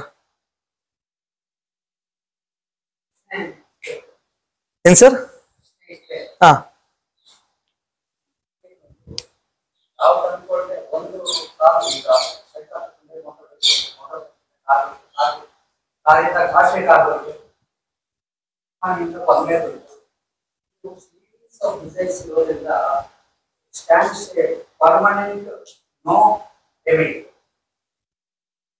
ಅದೇ ಹೇಳ್ದಂಗೆ ಸರ್, ಅವ್ರು ಹೇಳ್ದಂಗೆ ಸೊಲ್ಯೂಷನ್ ನಮ್ಮಲ್ಲೇ ಇದೆ ಸರ್. ಎಲ್ಲದಕ್ಕೂ ಸೊಲ್ಯೂಷನ್ ನಮ್ಮಲ್ಲೇ ಇದೆ. ಅದೇ ನೀವು ಹೇಳಿದ್ರಲ್ಲ, ಒಬ್ಬ ಲಕ್ಸುರಿಯಸ್ ಕಾರ್ ಇದ್ದವನು ಮೇಲೆ ಅಂತಕ ನೋಡ್ತಾನಂತೆ, ಈ ತರದೊಂದು ಪ್ರೈವೇಟ್ ಜೆಟ್ ತಗೋಬೇಕಲ್ಲ ನಾನು ಅಂತ. ಪಕ್ಕದಲ್ಲಿ ನೋಡಿದಂತೆ ಆಲ್ಟೋ K10 ನನ್ನಂತ ಬಡವ ಒಬ್ಬ ಕಾರಲ್ಲಿ ಹಾಕ ನಿಂತಿದ್ದ. ಅವನ್ ನೋಡ್ಬಿಟ್ಟು, ಸದ್ಯ ನನ್ನ ಹತ್ರ ಒಳ್ಳೆ ಲಕ್ಸುರಿ ಕಾರ್ ಐತೆ, ಅವನ ಹತ್ರ ಬರೀ ಆಲ್ಟೋ K10 ಅನ್ಕಂಡಂತೆ. ಈ ಆಲ್ಟೋ K10 ಪಕ್ಕದಲ್ಲಿದ್ದವನ್ ಲಕ್ಸುರಿಯಸ್ ಕಾರ್ ನೋಡ್ಬಿಟ್ಟು, ನನ್ ಮಗ ನೀನು ಕಾರ್ ತಗೊಳ್ಳಿ, ಈ ತರದೊಂದು ಒಳ್ಳೆ ಕಾರ್ ತಗೊಳಕ್ಕಾಗಿಲ್ಲ, ಇನ್ನು ಆಲ್ಟೋ K10 ಅಲ್ಲೇ ಇದೀನಲ್ಲ. ಪಕ್ಕದಲ್ಲಿ ನೋಡ್ತಾನಂತೆ ಒಬ್ಬ ಬೈಕಲ್ಲಿ ಇರ್ತಾನಂತೆ.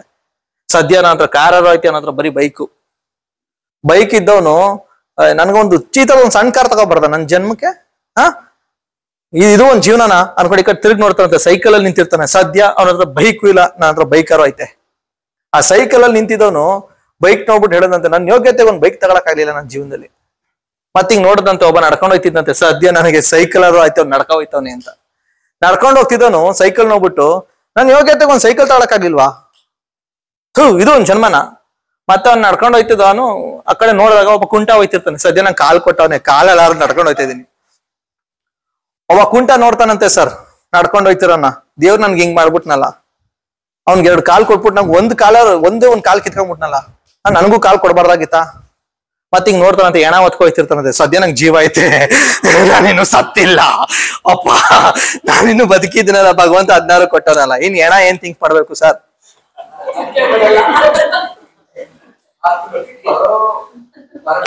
ನೋಡಿ ಸರ್, ನಾವು ಹೆಣ ನೋಡಿ ಬಹಳಷ್ಟು ಕಲಿಯೋದಿದೆ ಸರ್, ಅಷ್ಟೇ ಉತ್ತರ. ಹೋಗೋದ್ ಬೇಡ ಸರ್ ಸದ್ಯಕ್ಕೆ, ನನಗ್ ಟೈಮ್ ಇಲ್ಲ, ದಯವಿಟ್ಟು ಕಳಿಸ್ಬೇಡಿ, ನಂಗೆ ತುಂಬಾ ಸಾಕಷ್ಟು ಕೆಲಸಗಳಿದೆ. ಸುಮ್ಮನೆ ತಮಾಷೆ.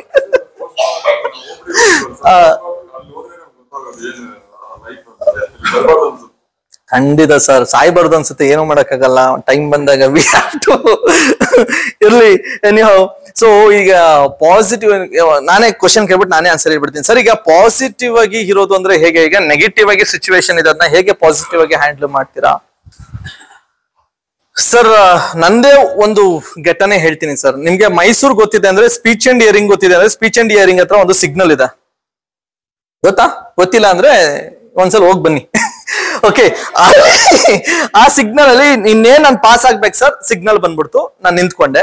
ನಾನು ಹಿಂದ್ಗಡೆ ಒಬ್ಬ ಆಟೋದವನ್ ಇದ್ದ, ಸೈಲೆಂಟ್ ಆಗಿ ಇದ್ದೆ ಸರ್. ಇನ್ ಲಾಸ್ಟ್ ಇನ್ನೊಂದು 13-14 ಸೆಕೆಂಡ್ಸ್ ಇದೆ ಅಂದಾಗ ಅವ್ರನ್ನ ಹೊಡೆಯಕ್ ಶುರು ಮಾಡ್ದ. ನಂಗೆ ಒಂದ್ 5 to 6 ಸೆಕೆಂಡ್ಸ್ ಕೇಳಿಸ್ಕೊಂಡೆ, ಆಮೇಲೆ ಕೇಳಿಸ್ಕೊಳಕ್ ಆಗ್ಲಿಲ್ಲ. ಇನ್ ಲಾಸ್ಟ್ 8 ಸೆಕೆಂಡ್ ಇದೆ ಅಂದಾಗ ನಂಗೆ ಇರಿಟೇಟ್ ಆಯ್ತು. ನಾನ್ ಮೊದ್ಲೇ ಲೇಟ್ ಆಗ್ಬಿಟ್ಟಿದೆ, ನನ್ ಪೇಷನ್ಸ್ ಕಾಯ್ತಾ ಇದ್ರು, ಹೋಗ್ಬೇಕು ಅನ್ನೋ ಹರಿನಲ್ಲಿದ್ದೆ. ಇವನು ಆರೋ ನೋಡಿತಿದ್ ನಂಗೆ ಇನ್ನೂ ಇರಿಟೇಟ್ ಆಯ್ತು. ಡೋರ್ ತಕೊಂಡಿದ್ದೆ, ಆಚೆಗೆ ಬಂದೆ.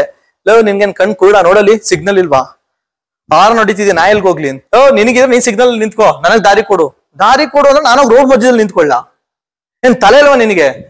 ಅವನ್ ಆಟೋದಲ್ಲಿ ಇಳ್ಬಿಟ್ಟು ಏನೋ ಅನ್ಕೊ ಬಂದ ಸೀದಾ. ಸರ್ ಜಂಬಕ್ ಹೇಳ್ತಾ ಇಲ್ಲ, ಸ್ವಲ್ಪ ಇನ್ಫ್ಲೂಯೆನ್ಸ್ ಇದೆ ಸರ್ ನನಗೆ. ನಾನ್ ತಕ್ಷಣ ಅಲ್ಲಿನ ಪೊಲೀಸ್ ಅವ್ರನ್ನ ಕರೆಸ್ತೆ.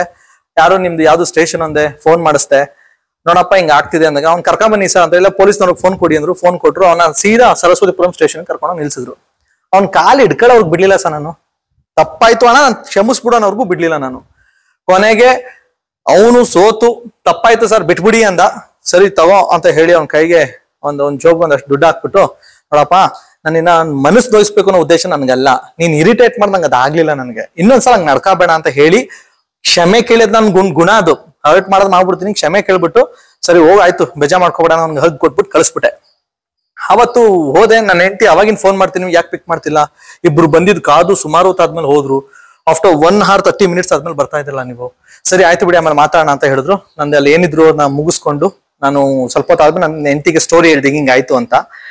ಆಮೇಲೆ ಸರಿ ಆಯ್ತು, ಅವ್ರು ಕೇಳ್ಕೊಂಡು ಸುಮ್ನಾದ್ರು. ರಾತ್ರಿ ಒದಾಡ್ತಾ ಇದೀನಿ, ನಿದ್ದೆ ಬರ್ತಾ ಇಲ್ಲ. ಆಮೇಲೆ ನನ್ನ ಹೆಂಡತಿ ಕೇಳಿದ್ರು, ಏನಾಯ್ತು, ಯಾಕೆ ಹಿಂಗ್ ಒದಾಡ್ತಾ ಇದೀರಾ, ನಿದ್ದೆ ಮಾಡ್ತಿಲ್ಲ, ಸುಮಾರು ಹೊತ್ತಾಯ್ತು ಇನ್ನೂ ನಿದ್ದೆ ಮಾಡಿಲ್ಲ ನೀವು? ಅದೇನೋ ಗೊತ್ತಿಲ್ಲಮ್ಮ, ನಾವು ಒಂಥರ ನೆಮ್ಮದಿನೇ ಇಲ್ಲ, ಏನೋ ಒಂಥರ ಸಂಕಟ ಆಗ್ತಿದೆ, ಬೇಜಾರಾಗ್ತಿದೆ, ಏನೋ ಒಂಥರ ಅನ್ಕಂಫರ್ಟಬಲ್, ನಿದ್ದೆ ಬರ್ತಾ ಇಲ್ಲ ಅಂತ ಹೇಳ್ದೆ. ಅದಕ್ಕೆ ನಾನು ಹೆಂಡತಿ ಹೇಳಿದ್ರು, ಬರಲ್ಲ ರೀ, ನಿದ್ದೆ ಬರಲ್ಲ, ನಿಮ್ ಹಾಗೆ ಆಟೋದವನ್ಗೂ ನಿದ್ದೆ ಬರ್ತಿರುತ್ತಾ ಅನ್ನೋದು ಡೌಟು ಅಂದ್ರು. ಆಮೇಲೆ ನಾನು ಏನಮ್ಮ ಹೆಂಗ್ ಮಾತಾಡ್ತಿದ್ಯಾ? ಅಲ್ಲ ಸುನಿಲ್, ನೀನ್ ಎಲ್ಲರಿಗೂ ಮೋಟಿವೇಟ್ ಮಾಡೋನು, ಎಲ್ಲರಿಗೂ ಬುದ್ಧಿವಾದ ಹೇಳೋನು, ಆಫ್ಟರ್ ಆಲ್ 8 ಸೆಕೆಂಡ್ ನಿನ್ ಕೈಲಿ ಟಾಲರೇಟ್ ಮಾಡಕ್ ಆಗಿಲ್ವಾ? 8 ಸೆಕೆಂಡ್ ನಿನ್ ಕೈಲಿ ಟಾಲರೇಟ್ ಮಾಡಕ್ ಆಗಿಲ್ವಾ? ಮಾಕ್ ಹೊಡೆದಂಗಾಯ್ತು ನನಗೆ. ಹೌದಲ್ಲ, 8 ಸೆಕೆಂಡ್ ಬಾಯಿ ಮುಚ್ಕೊಂಡು ಸುಮ್ ಟೈಟ್ ಆಗಿ ಹಂಗೆ ಕೂತ್ ಬಿಟ್ಟಿದ್ರೆ ನನ್ನ ಪಾಡ ನಾನು ಹೋಗ್ತಿದ್ದೆ, ಅವ್ರ ಪಾಡ ಹೋಗ್ತಿದ್ದ. ನಾನು 8 ಸೆಕೆಂಡ್ ಟಾಲರೇಟ್ ಮಾಡ್ಲಿಲ್ಲ, ತಪ್ಪಲ್ವಾ? 1.5 ಗಂಟೆ ವೇಸ್ಟ್ ಆಯ್ತು. ಇಬ್ರು ಪೇಷಂಟ್ ಬಂದ್ ಪಾಪ ನಮ್ಕೊ ಬಂದ್ ಕೂತಿದ್ರು, ಅವ್ರು ಹೊಂಟೋದ್ರು. ನಾನು ಆಮೇಲೆ ಅವತ್ತು ಕೌನ್ಸಿಲಿಂಗ್ ಅಷ್ಟು ನನಗೆ ಖುಷಿ ಕೊಡ್ಲಿಲ್ಲ. ಆಮೇಲೆ ರಾತ್ರಿ ನಿದ್ದೆ ಬರ್ತಾ ಇಲ್ಲ. ಕರೆಕ್ಟ್ ಅಲ್ಲ ಸರ್? ಇದಾದ ನಂತರ ನಾನು ಬಸವ ಮಾರ್ಗ ಅಂತಲ್ಲಿ ರಿಹಾಬಿಲಿಟೇಷನ್ ಅಲ್ಲಿ ನಾನು ವರ್ಕ್ ಮಾಡ್ತೀನಿ. ಅಲ್ಲಿಗೆ ಹೋಗ್ತಾ ಇದ್ದಾಗ ಒಬ್ಬ ಸ್ಕೂಟರ್ ಸೀದಾ ಬಂದ ಸರ್. ಬಂದ್ಬಿಟ್ಟು ನನ್ನ ಎದುರುಗಡೆ ರಾಂಗ್ ರೂಟ್ ಅವ್ನು ಬರ್ತಾ ಇರೋದು, ಬಂದ್ ಗುದ್ದೋರ್ ತರ ಬಂದ್ಬಿಟ್ಟು ಬ್ರೇಕ್ ಹೊಡೆದು ಸ್ಕಿಡ್ ಆಗಿ ಇನ್ನೇನ್ ಬೀಳ್ತಿದ್ದ, ಬೈಕು ಬೆಂಡ್ ಆಯ್ತು. ಮತ್ತೆ ಎದ್ ನಿಲ್ಲಿಸ್ಕೊಂಡು ಬಂದಿದ್ ಅವನು, ತಪ್ಪು ಮಾಡಿದ್ ಅವನು, ನನಗ್ ಬಾಯ್ ಬಂದಾಗ ಬೈತಾವನೆ. ಅಪ್ಪ ಅಮ್ಮ ಅನ್ಕೊಂಡೆಲ್ಲ ಇರೋ ಬರೋ ಲೇಟೆಸ್ಟ್ ನೆಲ್ಲ ಆಚೆ ಕರೆದ ಸರ್, ಬಾಯ್ ಬಂದಂಗ್ ಬೈದ. ನಾನು ಒಂದು ಕಣ್ ಮುಚ್ಕೊಂಡು ಡೀಪ್ ಬ್ರೀದಿಂಗ್ ತಗೊಂಡು ವಿಂಡೋ ಬಟನ್ ಆನ್ ಮಾಡಿದೆ. ವಿಂಡೋ ಡೌನ್ ಆಯ್ತು, ತಲೆಗೆ ಹಾಕ್ದೆ, ಆದ್ರೆ ಸಾರಿ ತಲೆನ ಆಚೆಗೆ ಹಾಕ್ದೆ. ಅವನ್ ಕಡೆ ನೋಡ್ದೆ, ಅವ್ನ್ ಸ್ಮೈಲ್ ಮಾಡಿ ಅಣ್ಣ ಸಾರಿ ಅಣ್ಣ ಅಂದೆ. ಬೈಕ್ ಎತ್ಕೊಂಡ ಅನ್ಕೊಂಡು ಹೋದ.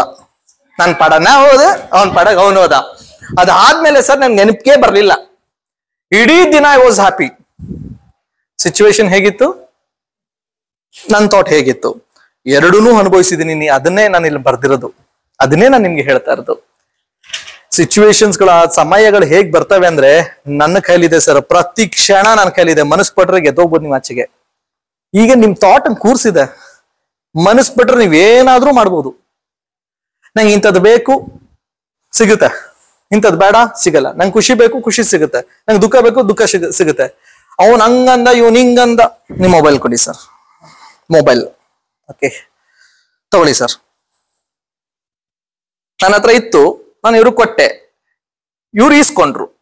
ಈಗ ಯಾರ ಹತ್ರ ಇದೆ? ಇವ್ರ ಹತ್ರ ಇದೆ.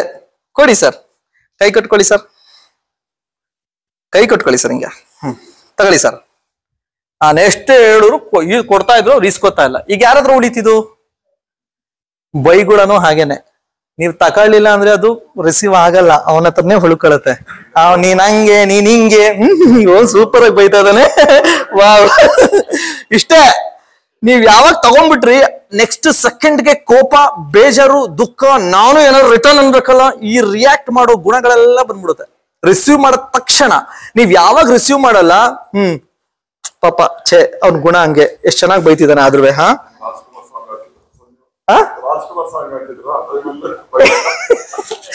ಸರ್ ಏನ್ ಗೊತ್ತಾ, ಸುನಿಲ್ ಹೇಳಕ್ಕೆ ತುಂಬಾ ಸುಲಭ. ಆ ಕಡೆ ನೆಗೆಟಿವ್ ಯಾವ ನನ್ನ ಬಗ್ಗೆ ಮಾತಾಡ್ತಾವ್, ನಾನು ಮರ್ಯಾದೆ ತೆಗಿತಾವನೆ ಅಂದ್ರೆ ಸುಮ್ನಿರು ಅಂತ ಹೇಳೋದು ಇದೆಯಲ್ಲ, ತುಂಬಾ ಸುಲಭ. ಆ ಕ್ಷಣನ ನಿಭಾಯಿಸೋದಿದೆಯಲ್ಲ, ನಿಜವಾಗ್ಲೂ ತಾಕತ್ ಬೇಕು. ಅದಕ್ಕೆ ತಾಕತ್ ಬೇಕು, ಅದನ್ನೇ ಪ್ರಾಕ್ಟೀಸ್ ಮಾಡ್ಬೇಕು. ಸುಮ್ನೆ ಬರಲ್ಲ ಸರ್. ಈಗ ಈಗೋ ನನಗ್ ತುಂಬಾ ಈಗೋ ಬರುತ್ತೆ, ಈಗೋ ಅಟ್ಯಾಕ್ ಆಗತ್ತೆ ನನಗೆ. ನಾನ್ ಯಾರು ಗೊತ್ತಾ? ಅಕ್ಷರ ಫೌಂಡೇಶನ್ ಚೇರ್ಮನ್, ಭಾರತ ಶಿಕ್ಷಣ ರತ್ನ ತಗೊಂಡಿದೀನಪ್ಪ, ನನಗೀಗ ಅಂತ ಹಿಂಗಂತ ನಿಂತ್ಕೊಂಡ್ಬಿಟ್ರೆ ಆಯ್ತಪ್ಪ. ಎಷ್ಟ್ ಜನ ಗೊತ್ತು?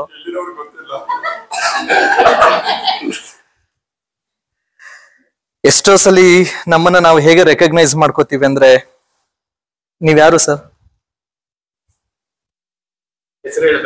ನೀವೇನಾದ್ರು ಹೇಳಿ ಸರ್. ಶಿವಕುಮಾರ್, ಈ ಹೆಸರು ಯಾರ್ದು ಸರ್? ಈ ಬಾಡಿಗೆ ಇಟ್ಟಿರೋದು. ತುಂಬಾ ಚೆನ್ನಾಗಿ ಹೇಳಿದ್ರು. ಇವ್ರು ಎಲ್ಲೋ ಭಕ್ತ ಕುಂಬಾರ ನೋಡಿದ್ದಾರೆ. ಈ ದೇಹನ ಬೋರಯ್ಯ ಅಂತ ಕರೀತಾರೆ, ಅವ್ರು ಹೇಳ್ತಾರಲ್ಲ ಬೋರಯ್ಯ ಅಂತ ಗುರ್ತಿಸ್ತಾರೆ ಈ ದೇಹನ ಅಂತ. ಭಕ್ತ ಕುಂಬಾರ ತುಂಬಾ ನೋಡಿದ್ದಾರೆ. ಕೆಲವ್ರು ನೀನ್ ಯಾರು ಅಂತ ಕೇಳಿದ್ರೆ, ನಾನ್ ಮುಂಚೆ ನೀನ್ ಯಾರು ಅಂತ ಕೇಳಿದ್ರೆ, I am a founder of Akshara foundation, educationist, psychologist. ಓ ಅದ ನೀನು? ಸರಿನಪ್ಪ. ನೀನ್ ಯಾರು? ಅಲ್ಲಿ ಬಾರಲ್ಲಿ ನಿಂತ್ಕೊಂಡು ಕೇಳ್ತಾರೆ, ಸರ್ ನೀನ್ ಯಾರು? ಸೈಕಾಲಜಿಸ್ಟ್. ಕುಡ್ಕ. ಚೇಂಜ್ ಆಗೋಯ್ತು. ನಾನು ಎಲ್ಲಿ ನಿಂತಿದ್ದೆ, ನಾನು ನಿಂತಿದ್ದ ಜಾಗದಲ್ಲಿ ನಾನು ಯಾರು ಅನ್ನೋದೇ ಚೇಂಜ್ ಆಗೋಯ್ತು. ದೇವಸ್ಥಾನದಲ್ಲಿ ನಿಂತ್ಕೊಂಡು ನೀನ್ ಯಾರು? ನಾನೊಬ್ಬ ದೊಡ್ಡ ಭಕ್ತ, ದೇವ್ರ ಭಕ್ತ, ಕೃಷ್ಣನ ಭಕ್ತ, ಶಿವನ ಭಕ್ತ. ಮತ್ ಇನ್ನೆಲ್ಲೋ ನಿಂತ್ಕೊಂಡು ಕಳತನ ಮಾಡೋ ಜಾಗದಲ್ಲಿ ಕೀ ಲಾಕು, ಮುಖ ಎಲ್ಲ ಮುಚ್ಕೊಂಡು ನಾನು ಕೀನ ಹೊಡಿತಾ ಇದ್ದೀನಿ. ನೀನ್ ಯಾರು? ಸೊ ಹೆಸರುಗಳನ್ನ ಎಷ್ಟು ಚೆನ್ನಾಗಿ ಕೊಡ್ತೀವಲ್ಲ ಸರ್. ನೀನ್ ಯಾರು? ನಾವ್ ಮಾಡೋ ವೃತ್ತಿಗೆ ಕೊಡುವಂತ ಹೆಸರುಗಳು. ನೀನ್ ಯಾರು, ನೀನ್ ಯಾರು, ನೀನ್ ಯಾರು. ಆ ನ್ಯೂಟ್ರಲ್ ಪೊಸಿಷನ್ ಬಂದ್ಬಿಟ್ಟಿದೀನಿ ಸರ್ ನನ್ನ ಲೈಫಲ್ಲಿ. ನಾನ್ ಯಾರು ಅಂತಂದ್ರೆ ಇನ್ನು ಹುಡುಕೋದ್ರಲ್ಲೇ ಇದ್ದೀನಿ, ಸಿಕ್ಕಿದಾಗ ಹೇಳ್ತೀನಿ. ಸೊ ಎನಿಹೌ, ನಾವ್ ಇಲ್ಲಿಗೆ ಬರೋಣ. ನಮ್ಮ ಥಾಟ್ ಫಾರ್ಮ್ಸ್ ಇಂದಾನೆ ಎಲ್ಲ ಇಡೀ ಪ್ರಪಂಚ ನಾವು ಯೋಚನೆ ಮಾಡ್ಲಿಲ್ಲ ಅಂದ್ರೆ ನಾವು ಅದು ಹಾಗಲ್ಲ. ಇವನ್ ಬುದ್ಧ ಅವ್ರು ಹೇಳಿರೋದು ಅಷ್ಟೇ, ನೀನ್ ಇವತ್ತೇನ್ ಯೋಚನೆ ಮಾಡ್ತಿದ್ದು ನಾಳೆ ನೀನ್ ಹಾಕ್ತೀಯ ಅಂತ. ಇವತ್ತು ನನ್ನ ಆಲೋಚನೆ ನಾಳೆ ಸ್ವೀಟ್ ಆಗಿರ್ಬೇಕು ಅಂದ್ರೆ, ಅಥವಾ ನಾನು ಲಾಸ್ಟ್ ಮೆಮೊರಿ, ನಾನು ಸ್ವೀಟ್ ಮೆಮೊರಿ ಹಾಕ್ಬೇಕು ಅಂದ್ರೆ ಈ ಕ್ಷಣ ಸ್ವೀಟ್ ಆಗಿರ್ಬೇಕು. ಅದನ್ನ ನಾವು ದಿನನಿತ್ಯ ಅಭ್ಯಾಸ ಮಾಡ್ತಾನೆ ಇರ್ಬೇಕು. ಮತ್ತೆ ಹೇಳ್ತಾ ಇದೀನಿ, ಎವ್ರಿ ಸೆಕೆಂಡ್ ನಿಮ್ಗೆ ಅವಕಾಶ. ಅದು ನಿಮ್ಮ ಆಯ್ಕೆ. ನಾನು ಹೇಗಿರ್ತೀನಿ, ನಾನು ಏನ್ ಮಾಡ್ಬೇಕು ಅನ್ನೋದು ನಿಮ್ಮ ಆಯ್ಕೆ. ಅದು ನಾನು ಹೇಗಿರ್ಬೇಕು ಅನ್ನೋದು ನೀವು ಯೋಚನೆ ಮಾಡಿ, ನಾನು ಏನ್ ಆಯ್ಕೆ ಮಾಡ್ಬೇಕು ಅಂತ. ಈಗ ಬಂದ್ಬಿಡೋಣ. ಹ್ಯಾಪಿನೆಸ್, ಜಾಯ್, ಇದೆಲ್ಲ ಹಾರ್ಟು ಮತ್ತೆ ಕರಳಿಗೆ ಸಂಬಂಧಪಟ್ಟಿದ್ದು ಸರ್. ನೀವು ತುಂಬಾ ಖುಷಿಯಾಗಿರ್ತೀನಿ ಅಂತ ಅಂದ್ರೆ, ನೋಡಿ ಯಾವ್ದೋ ಒಂದು ಜೋಕ್ ಇತ್ತು. ಅಪ್ಪಂಗೆ ಹಾರ್ಟ್ ಪ್ರಾಬ್ಲಮ್ ಇದೆಯಂತೆ. ಈಗ ಅವ್ರಿಗೆ 1 ಕೋಟಿ ಲಾಟ್ರಿ ಹೊಡೆದ್ಬಿಟ್ಟಿದೆ. ಹೇಳ್ಬೇಕು, ಬಡಪಾಯಿ ಅಂದ್ರೆ ಬಡಪಾಯಿ, ಅಪ್ಪ ಹಾರ್ಟ್ ಪ್ರಾಬ್ಲಮ್. ಈಗ ಹೇಳ್ಬಿಟ್ರೆ ಹೌದಾ ಅಂತ ಹಂಗೆ ಹೋಗ್ಬಿಡ್ಬೋದು. ಇದು ತುಂಬಾ ಹೈ ಲೆವೆಲ್ ಹ್ಯಾಪಿನೆಸ್. ಏನ್ ಮಾಡುದು ಸರ್? ಸರ್ ಸುಂದರವಾದ ಮಗಳು, ತುಂಬಾ ಕಷ್ಟಪಟ್ಟು ಸಾಕಿದೀವಿ ಸರ್. ಆ ಹುಡುಗಿ ನೋಡಿದ್ರೆ ಓಡೋಗ್ಬಿಡೈತೆ ಸರ್. ಈಗ ಮನೆಯವ್ರಿಗಿಂತ ಹೊರಗಡೆಯವ್ರಿಗೆ ವಿಷಯ ಗೊತ್ತಾಗ್ಬಿಟ್ಟಿದೆ. ಈಗ ಅವ್ರ ತಂದೆಗೆ ಹೇಳ್ಬೇಕು, ತಂದೆ ಹಾರ್ಟ್ ಪೇಷಂಟ್. ಹೇಳಿದ್ರೆ ಹೌದಾ ಮತ್ತೋಯ್ತು. ಅಂದ್ರೆ ಈ ಖುಷಿ ದುಃಖ ಸಡನ್ ಆಗಿ ಏನಾದ್ರು ತಗೊಂಡ್ರೆ ಅದು ಹಾರ್ಟ್ಗೆ ಪ್ರಾಬ್ಲಮ್ ಆಗುತ್ತೆ, ಅದನ್ನ ತುಂಬಾ ಸ್ಪಷ್ಟವಾಗಿ ಹೇಳ್ತಾರೆ. ಇವತ್ತು ಖುಷಿಗೆ ಹಾಲು ಕುಡ್ದಷ್ಟು ಆಯ್ತು, ನಂಗೆ ಊಟ ಬೇಡಮ್ಮ ಆಗಿದ್ಯಾ. ಖುಷಿಗೆ ಸಮ್ ಟೈಮ್ ಊಟನೇ ಸೇರೋಲ್ಲ ಸರ್. ಯಾಕೋ ಊಟ ಸೇರ್ತಿಲ್ಲ. ಇವತ್ತು ಆಗಿರೋ ಘಟನೆಗೆ ಊಟನೇ, ನಾನು ಹೇಳಿದ್ನಲ್ಲ ಮೊನ್ನೆ ನಿದ್ದೆ ಬರ್ಲಿಲ್ಲ, ಊಟ ಸೇರ್ಲಿಲ್ಲ ಸರಿಯಾಗಿ, ಇಲ್ಲೇನೋ ಸಮಸ್ಯೆ ಆಗುತ್ತೆ. ಯಾವಾಗ ನಾನು ತುಂಬಾ ದುಃಖ, ತುಂಬಾ ನೋವು, ಸಂಕಟದಲ್ಲಿ ಇರ್ತೀನಿ, ಅವಾಗ ಕರಳು ಮತ್ತೆ ಹೃದಯ ಎರಡೂ ಕೂಡ ಆಕ್ಟಿವ್ ಆಗಕ್ ಶುರು ಆಗತ್ತೆ. ನಾನು ತುಂಬಾ ಖುಷಿಯಾಗಿರ್ಬೇಕು ಅಂದ್ರೆ ಅಥವಾ ನಾನು ತುಂಬಾ ಸಂಕಟದಲ್ಲಿ ಇರ್ಬೇಕು ಅಂದ್ರೆ ಎರಡೂ ವಿಚಾರದಲ್ಲಿ ಈ ಎರಡಕ್ಕೂ ಎಫೆಕ್ಟ್ ಆಗತ್ತೆ. ಈಗ ಇದನ್ನ ಆರೋಗ್ಯವಾಗಿ ಇಟ್ಕೊಳ್ಳೋದೇನು, ಎರಡೂ ಅತಿ ಆಗ್ಬಾರ್ದು. ತೀರಾ ಹಾಗಂತ ನಾನು ತುಂಬಾ ಎಂಜಾಯ್ ಮಾಡ್ತೀನಿ, ಇಟ್ಸ್ ಓಕೆ, ಅದು ಹೇಳಿದಲ್ಲ ಒಂಥರ ಹಗಾತ ಎಕ್ಸಾಕ್ಟ್ ಆದ ತಕ್ಷಣ ಹಾರ್ಟ್ ಅಟ್ಯಾಕ್ ಆಗುತ್ತೆ. ಸಮ್ ಟೈಮ್ ಅವರು ವೀಕ್ನೆಸ್ ಕೂಡ ಆಗಿರುತ್ತೆ. ಬಟ್ ಎನಿಹೌ, ನೀವು ಈ ಖುಷಿ ಅನ್ನೋ ವಿಚಾರದಲ್ಲಿ ನೀವು ಎಷ್ಟು ಚೆನ್ನಾಗಿ ನಿಮ್ಮ ಮನಸ್ಸನ್ನ ಇಟ್ಕೋತೀರಾ ಅಷ್ಟು ಚೆನ್ನಾಗಿ ನಿಮ್ಮ ಹೃದಯ ಮತ್ತು ಕರಳು ಭಾಗ ಆರೋಗ್ಯವಾಗಿರುತ್ತೆ. ನೆಕ್ಸ್ಟ್, ಇದು ದೊಡ್ಡ ಕರಳು ಮತ್ತೆ ಲಂಗ್ಸ್ ನೋಡಿ. ಈ ಯಾವಾಗ್ಲೂ ಹಳೋದು, ಡಿಪ್ರೆಷನ್, ಖಿನ್ನತೆಗೆ ಹೋಗೋದು, ತುಂಬಾ ದುಃಖದಲ್ಲೇ ಇರೋರು, ಈ ಹಳಬೇಕಾದ್ರೆ ನೋಡಿ ಯಾಕೆ ಆಗತ್ತೆ, ಸಮ್ವೇರ್ ಏನೋ ಬ್ಲಾಕೇಜ್ ಇರ್ಬೋದಲ್ವಾ ಲಂಗ್ಸ್ ಅಲ್ಲಿ. ಲಂಗ್ಸ್ ತುಂಬಾ ಹಿಂಸೆ ಪಡ್ತಿರ್ಬೋದಲ್ವಾ. ಆದ್ರೆ ಎಷ್ಟು ಚೆನ್ನಾಗಿ ಸ್ಪಷ್ಟವಾಗಿದೆಲ್ಲ, ನೀವು ತುಂಬಾ ದುಃಖದಲ್ಲಿದ್ರೆ ಎಲ್ಲೋ ಒಂದ್ ಕಡೆ ಲಂಗ್ಸ್ಗೆ ಅದು ತೊಂದರೆ ಆಗತ್ತೆ ಅಂತ. ಮತ್ತೆ ವಾಂತಿ ಬರಂಗ ಆಗತ್ತೆ. ಯಾರು ಹತ್ತು ವಾಂತಿ ಮಾಡ್ಕೊಂಡ್ರಲ್ಲ ನೋಡಿಲ್ಲ, ದೊಡ್ಡ ಕರಳಿಗೆ ಹೋಗ್ತಿದ್ದಂಗೆ ಮತ್ತೆ ವಾಪಸ್ ರಿಯಾಕ್ಟ್ ಆಗಿ ಯೂ ಟರ್ನ್ ಮಾಡ್ಕೊಂಡು ಮತ್ತೆ ವಾಪಸ್ ಬಾಯಿಂದ ಆಚೆಗೆ ಬರುತ್ತೆ. ತಿಂದಿದ್ದಲ್ಲ ಯಾಕೋ ಡೈಜೆಸ್ಟ್ ಆಗ್ತಿಲ್ಲ, ರಾತ್ರಿಯಲ್ಲಿ ನಿದ್ದೆ ಬಂದಿಲ್ಲ ಅಂದ್ರೆ ಏನರ್ಥ, ಬೆಳಗ್ಗೆ ಎದ್ದು ಏನೂ ತಿನ್ನಕ್ಕಾಗ್ತಿಲ್ಲ, ಏನೋ ಒಂಥರ ಗ್ಯಾಸ್ಟ್ರಿಕ್, ಹೊಟ್ಟೆ ಉರಿ. ಸೊ ನೀವು ಯಾವಾಗ್ಲೂ ದುಃಖ, ಹಳು ಈ ತರ ಇದ್ದಾಗ ಅದು ಎಲ್ಲಿಗೆ ಎಫೆಕ್ಟ್ ಆಗತ್ತೆ, ಲಂಗ್ಸ್. ಹಾಸಿಗೆ ಇದ್ದ ತಕ್ಷಣ ಎಷ್ಟೊಂದು ಆರ್ಗನ್ಗಳೆಲ್ಲ ಡ್ಯಾಮೇಜ್ ಆಗ್ತವಲ್ಲ, ಹೇಗೆ, ಯಾವ ಬೇಸಿಸ್ ಮೇಲೆ? ನಿಮ್ ಮನಸ್ಸು ಹಾಳಾದಾಗ ಆರ್ಗನ್ ಡ್ಯಾಮೇಜ್ ಆಗೋದು ಯಾವ ಬೇಸಿಸ್ ಮೇಲೆ? ಇದೇ ಬೇಸಿಸ್ ಮೇಲೆ. Next, worry. ಯೋಚನೆ ಮಾಡಿ ಮಾಡಿ ಮಾಡಿ ಮಾಡಿ ಶುಗರ್ ಬರ್ಸ್ಕೊಂಡ ಪುಣ್ಯಾತ್ಮ. ಕೇಳಿದ್ರಾ? BP ಬರ್ಸ್ಕೊಂಡ್ರು, ಶುಗರ್ ಬರ್ಸ್ಕೊಂಡ್ರು. ಯೋಚನೆ ಇದರ ಅತಿಯಾದ ಕೊರಗಿದೆಯಲ್ಲ ಸರ್, ಇದೇನ್ ಮಾಡುತ್ತೆ, ಪ್ಯಾಂಕ್ರಿಯಾ ಮೇಲೆ ಅಟ್ಯಾಕ್ ಮಾಡುತ್ತೆ. ಕೊರಗದು 2 ತರ ಕೊರಗಿದೆ. ನನ್ನ ಫ್ರೆಂಡು 2 ಎಳೆ ಸರ ಮಾಡಿಸ್ಕೊಂಡ್ಬಿಟ್ಟವಳೆ, ನನ್ ಗಂಡ ಮಾಡಿಸ್ಕೊಡ್ತಾ ಇಲ್ಲ. ಶುಗರ್ ಫ್ಯಾಕ್ಟ್ರಿ ಕ್ರಿಯೇಟ್ ಮಾಡ್ಕೊಂಡ್ಬಿಡ್ತೀರಿ ಪ್ಯಾಂಕ್ರಿಯಾದಲ್ಲಿ. ಸರ್, ನೀವು ಅಷ್ಟ್ ಚೆನ್ನಾಗಿ ಮೋಸ ಮಾಡಂಗಿದ್ದಿದ್ರೆ, ಅಷ್ಟ್ ಚೆನ್ನಾಗಿ ಒಪ್ಸಂಗಿದ್ದಿದ್ರೆ ಎಲ್ಲಾ ಗಂಡಂದಿರು ಖುಷಿಯಾಗಿರೋರು ಸರ್. ನಾವ್ ಗೋಡೆ ಯಾಕೆ ಉಸ್ತಾರೆ ಸರ್, ಕನ್ಫರ್ಮ್ ಮಾಡ್ಕೊಂತಾರೆ. ಅಯ್ಯೋ, ನಾವಾಗ ಅನ್ಕೊಳ್ಳೋದಷ್ಟೇ. ಸೊ ಆಮೇಲೆ ತುಂಬಾ ಸಿಕ್ಕಾಬಟ್ಟೆ ವರಿ ಮಾಡ್ಕೊಳ್ಳೋದು ಇದೆಲ್ಲ ಆದ್ರೆ ಹೊಟ್ಟೆಗೆ ಸಂಬಂಧಪಟ್ಟಂಗೆ, ಲಿವರ್ಗೆ ಸಂಬಂಧಪಟ್ಟಂಗೆ, ಸ್ಪ್ಲೀನ್ಗೆ ಸಂಬಂಧಪಟ್ಟ ಹಾಗೆ ಕಾಯಿಲೆಗಳು ಬರ್ತವೆ. ಸೊ ನೆಕ್ಸ್ಟ್, ಹ್ಯಾಂಗ್ರಿ. ಕೋಪ ಮಾಡ್ಕೋಬೇಡ ಕಣಪ್ಪ, BP ಬರುತ್ತೆ. ಕೇಳಿದ್ರಾ? BP ಚೆಕ್ ಮಾಡಪ್ಪ, ಅವ್ನು ಏನ್ ಅಷ್ಟು ಕೋಪ ಮಾಡ್ಕೊತಾನ ಅವನು, ಕೇಳಿದ್ರಾ? ಲಿವರ್ಗೆ ಸಂಬಂಧಪಟ್ಟಿದ್ದು. ಅದು ನಿಮ್ಮ ಲಿವರ್ ಬ್ಲಡ್ ನ ಪ್ಯೂರಿಫೈ ಮಾಡೋ ಕೆಲಸವನ್ನ ಮಾಡುತ್ತೆ. ಸರಿಯಾಗಿ ಮಾಡಕ್ ಬಿಟ್ಬಿಡಿ ಅದನ್ನ. ನೀವ್ ಯಾವಾಗ ಕೋಪ ಮಾಡ್ಕೋತೀರಾ ನೋಡಿ ಸರ್, ಈಗ ನಾನು ಆರಾಮಾಗಿದ್ದೀನಿ, ಈ ಶುಗರ್ ಮತ್ತೆ BP ಕೋಪ ಮಾಡ್ಕೊಂಡಾಗ ಹೇಗೆ ಎಷ್ಟು ಚೆನ್ನಾಗಿ ಅದು ಅಟ್ಯಾಕ್ ಮಾಡುತ್ತೆ ಅದನ್ನ ಆರ್ಗನ್ ಅಂದ್ರೆ, ಈಗ ನಾನು ನಿಮ್ ಜೊತೆ ಮಾತಾಡ್ತಾ ಇದ್ದೀನಿ, ಇಬ್ರದ್ದು ಒಂದು ಕಾನ್ವರ್ಸೇಷನ್ ಆಗ್ತಾ ಇದೆ ಸರ್. ನೋಡಿ ಸರ್, ಏನೋ ಪ್ರಾಬ್ಲಮ್ ಆಯ್ತು, ಸರಿ ಮಾಡ್ಕೊಂಡ್ಬಿಡಿ, ಸರಿ ಮಾಡ್ಕೊಂಡ್ಬಿಡಿ, ಹೇಳ್ತಾನೆ ಇದೀನಿ, ನೀವು ಮಾತಾಡ್ತಾನೆ ಇದೀರಿ, ಹೇಳ್ತಾನೆ ಒಂದ್ ಕ್ಷಣ ಕೋಪ ಬಂದು ಸರ್, ಇಲ್ಲಿ ಏನಾಗುತ್ತೆ, ಅದು ಕೋಪ ಬಂದ ತಕ್ಷಣ ನನ್ನ ವಾಯ್ಸ್ ರೈಸ್ ಆದ ತಕ್ಷಣ ನಾನು ಕೈ ನೋಡ್ಬೇಕು, ಹಿಂಗಂತ ಇರುತ್ತೆ. ಆಮೇಲೆ ಹಾರ್ಟ್ ಬಿಟ್ಟು ಜೋರಾಗಿ ಹೊಡ್ಕೊಳಕ್ ಶುರು ಆಗುತ್ತೆ. ಆ ಪಂಪ್ ಒಡೆಯೋ ಸ್ಪೀಡ್ಗೆ ಅದೆಲ್ಲಿ ಪ್ಯೂರಿಫೈ ಮಾಡಿ ಬ್ಲಡ್ ನ ಹೆಂಗ್ ಸರ್ಕ್ಯುಲೇಟ್ ಮಾಡ್ಕೊಡ್ಬೇಕು ಲಿವರ್, ಆ ಪ್ರೆಷರ್ ಎಲ್ಲಿಗೆ ಬೀಳುತ್ತೆ, ಲಿವರ್ಗೆ ಬೀಳುತ್ತೆ. ಇಡೀ ದೇಹಕ್ಕೆ ಆ ಗ್ಲೂಕೋಸ್ ನ ಪ್ರೊಡ್ಯೂಸ್ ಮಾಡ್ಬೇಕಲ್ಲ, ಶುಗರ್ ಲೆವೆಲ್ ನ ಮ್ಯಾನೇಜ್ ಮಾಡ್ಬೇಕಲ್ಲ. ಈ ಪ್ಯಾಂಕ್ರೆ ಏನ್ ಮಾಡ್ಬೇಕು, ಅಷ್ಟು ಎನರ್ಜಿನ ಸರ್ ನೀವ್ ನಂಬಲ್ಲ ಸರ್, ಒಂದು ಆಹಾರದ ಪ್ರೋಟೀನ್, ವಿಟಮಿನ್ಸ್ ಏನ್ ಇರ್ತದಲ್ಲ ಅಷ್ಟು ಅಂಶನ ಹಿಂಗೆ ಖಾಲಿ ಮಾಡೋ ತಾಕತ್ತು ಆಂಗರ್ಗಿದೆ. ಕೋಪ ಮಾಡಿದ ತಕ್ಷಣ ಎಷ್ಟೊತ್ತಾದ್ರೂ ಸುಸ್ತಾಯ್ತಿರುತ್ತೆ ಸರ್,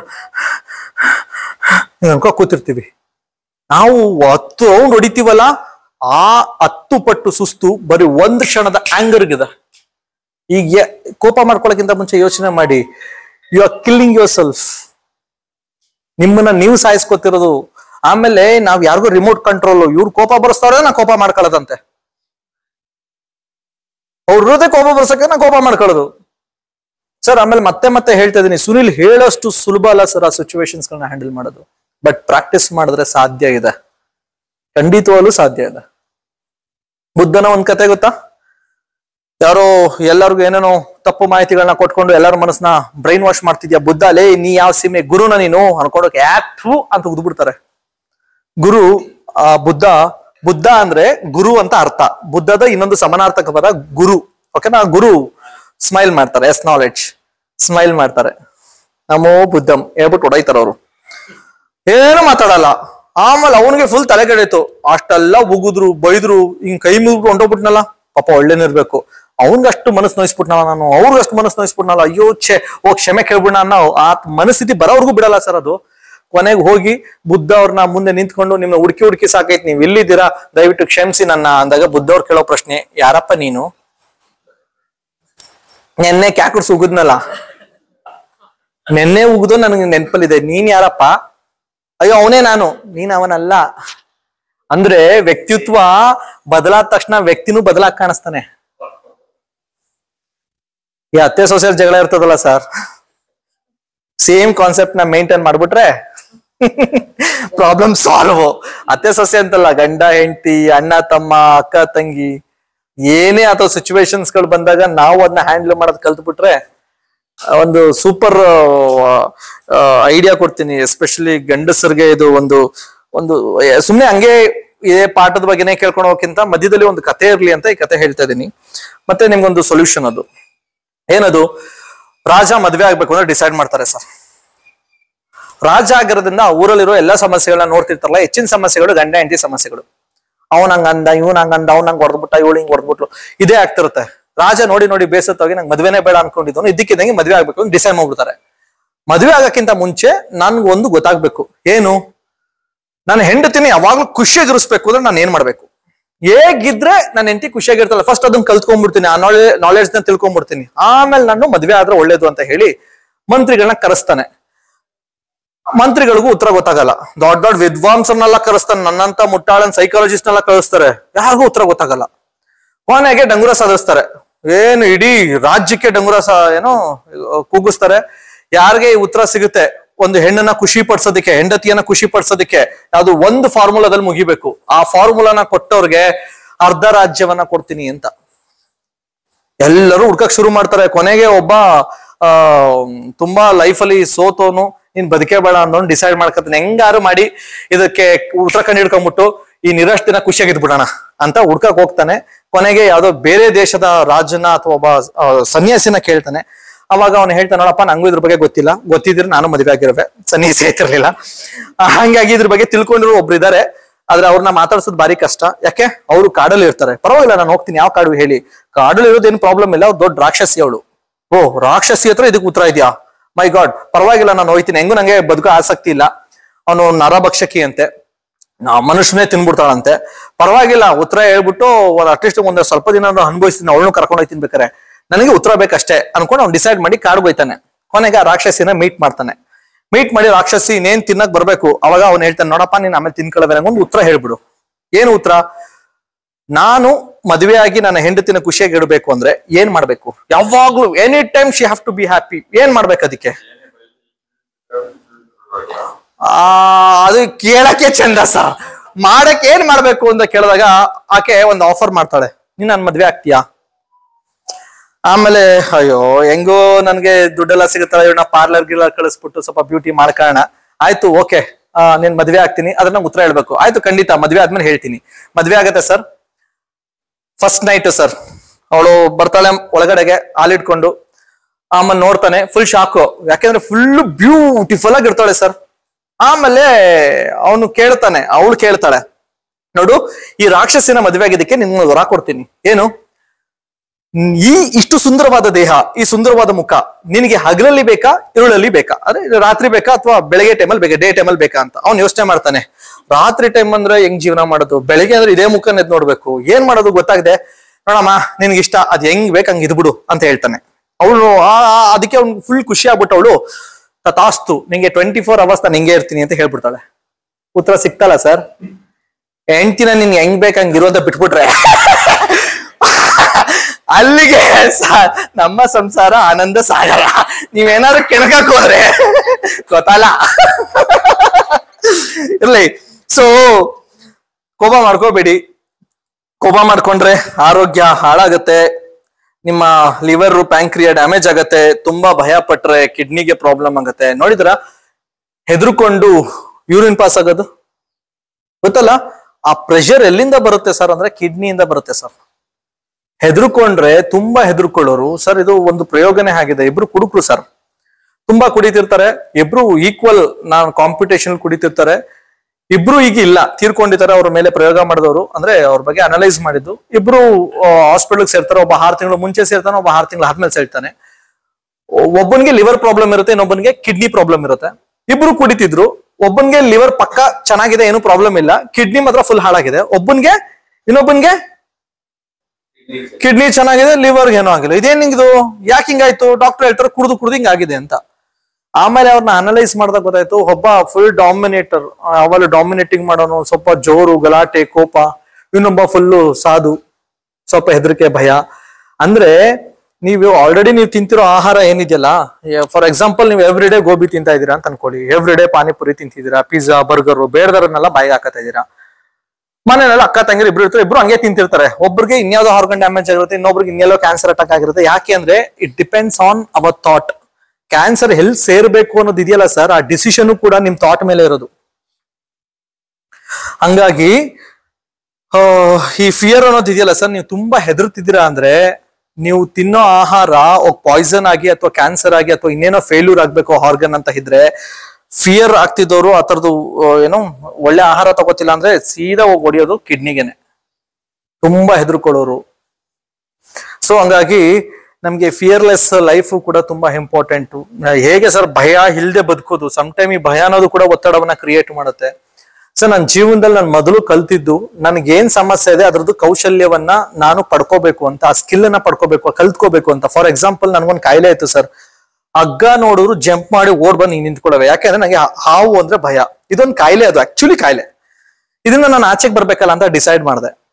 ನಂಜನಗೂಡು ಇಂಡಸ್ಟ್ರಿಯಲ್ ಏರಿಯಾದಲ್ಲಿ ಒಂದ್ಸಲಿ ಹಾವು ಬಂದಿತ್ತು. ನನ್ನ ಫ್ರೆಂಡ್ ಸ್ನೇಕ್ ಹೆಸರು ಶ್ರೀಕಾಂತ್ ಅಂತ ಹೇಳಿ ಆ ಹುಡುಗ ಹಾವೆಲ್ಲ ಹಿಡಿತಿದ್ದ. ನಾನು ಅವನವ್ರ ರಿಕ್ವೆಸ್ಟ್ ಮಾಡಿದೆ, ನನ್ಗೆ ಆ ವಿಡಿಯೋದನ್ನ ಹೇಳ್ಕೊಡು ಅಂತ.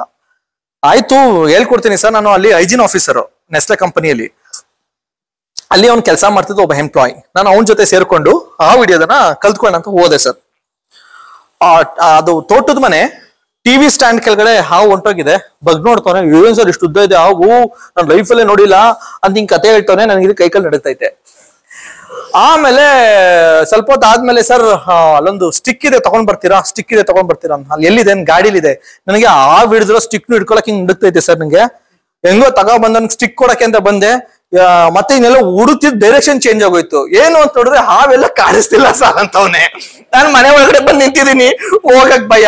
ಸರ್ ನನ್ ದುರಾದೃಷ್ಟ ನೋಡಿ ಹೆಂಗಿದೆ. ಅವತ್ತು ನಾನು ಬೇಸಿಕ್ ಸೆಟ್ ಯೂಸ್ ಮಾಡ್ತಿದ್ದೆ, ಜೋ ಬರ್ದೋಗ್ಬಿಟ್ಟೈತೆ ಸರ್. ನನ್ ದುರಾದೃಷ್ಟಕ್ಕೆ ಆ ಮೊಬೈಲ್ ಜಾರ್ಕೊಂಡ್ ಚೊಯ್ ಅಂತ ಹಿಂಗ್ ಬರ್ತೈತೆ. ಒಂದು ಕ್ಷಣ ನನಗೆ ಜೋರ ಕಿರ್ಚ್ಕೊಂಡು ಸರ್, ಯಾರಿದ್ದಾರೆ ಇಲ್ಲ ನೋಡ್ದೆ, ಪ್ಯಾಂಟ್ ಬಿಚ್ಬಿಟ್ಟು ನಿಂತ್ಕೊಂಡ್ಬಿಟ್ಟೆ ಸರ್ ಹಾವು ಅಂತ. ಕೊನೆಗೆ ಸರ್ ಅದು ಹಾವಿಲ್ಲಿದೆ, ಗಾಬರಿ ಆಗ್ಬಿಡಿ ಅಂದಾಗ, ಹಂಗಾರೆ ಇದೇನು ಅಂದಾಗ ಮೊಬೈಲ್ ಮತ್ ಪ್ಯಾಂಟ್ ಎತ್ತ ಹಾಕೊಂಡು, ಸರ್ ಹೆಂಗ್ ಆಗ್ಬೇಡ ನನಗೆ. ನನ್ನ ಲೈಫಲ್ಲಿ ಹಾವು ಹಿಡಿಯೋದೇ ಬೇಡ ಅನ್ನಿಸ್ಬಿಡ್ತು. ಆದ್ರೂ ನಾನು ಬಿಡ್ಲಿಲ್ಲ ಸರ್. ನನ್ನ ಥಾಟ್ ನ ಚೇಂಜ್ ಮಾಡ್ಲಿಲ್ಲ. ನನ್ನ ಮಗನ್ ಹಾವು ಹಿಂಗೆಲ್ಲ ಮಾಡಿದೆ, ನಂಗೆ ಮರ್ಯಾದೆ ಕಳೆಯಂಗ್ ಮಾಡಿದೆ, ನಾನು ಹಾವು ಹಿಡಿಲೇಬೇಕು ಅಂತ. ಇವತ್ತು ನಾನು ಹಾವು ಹಿಡಿತೀನಿ ಸರ್. ಎಷ್ಟು ಚೆನ್ನಾಗಿ ನನಗೆ ಟ್ರೈನ್ ಅಪ್ ಮಾಡಿದಾನೆ ಅಂದ್ರೆ, ಯಾವ ಹಾವನ್ನ ತೋರಿಸಿದ್ರು ನಂಗೆ ಹಿಡಿಯಕ್ ಬರುತ್ತೆ. ಸೆಕೆಂಡ್, ನಂಗೆ ನೀರು ಅಂದ್ರೆ ಭಯ, ಅದು ಕೂಡ ಕಾಯಿಲೆ.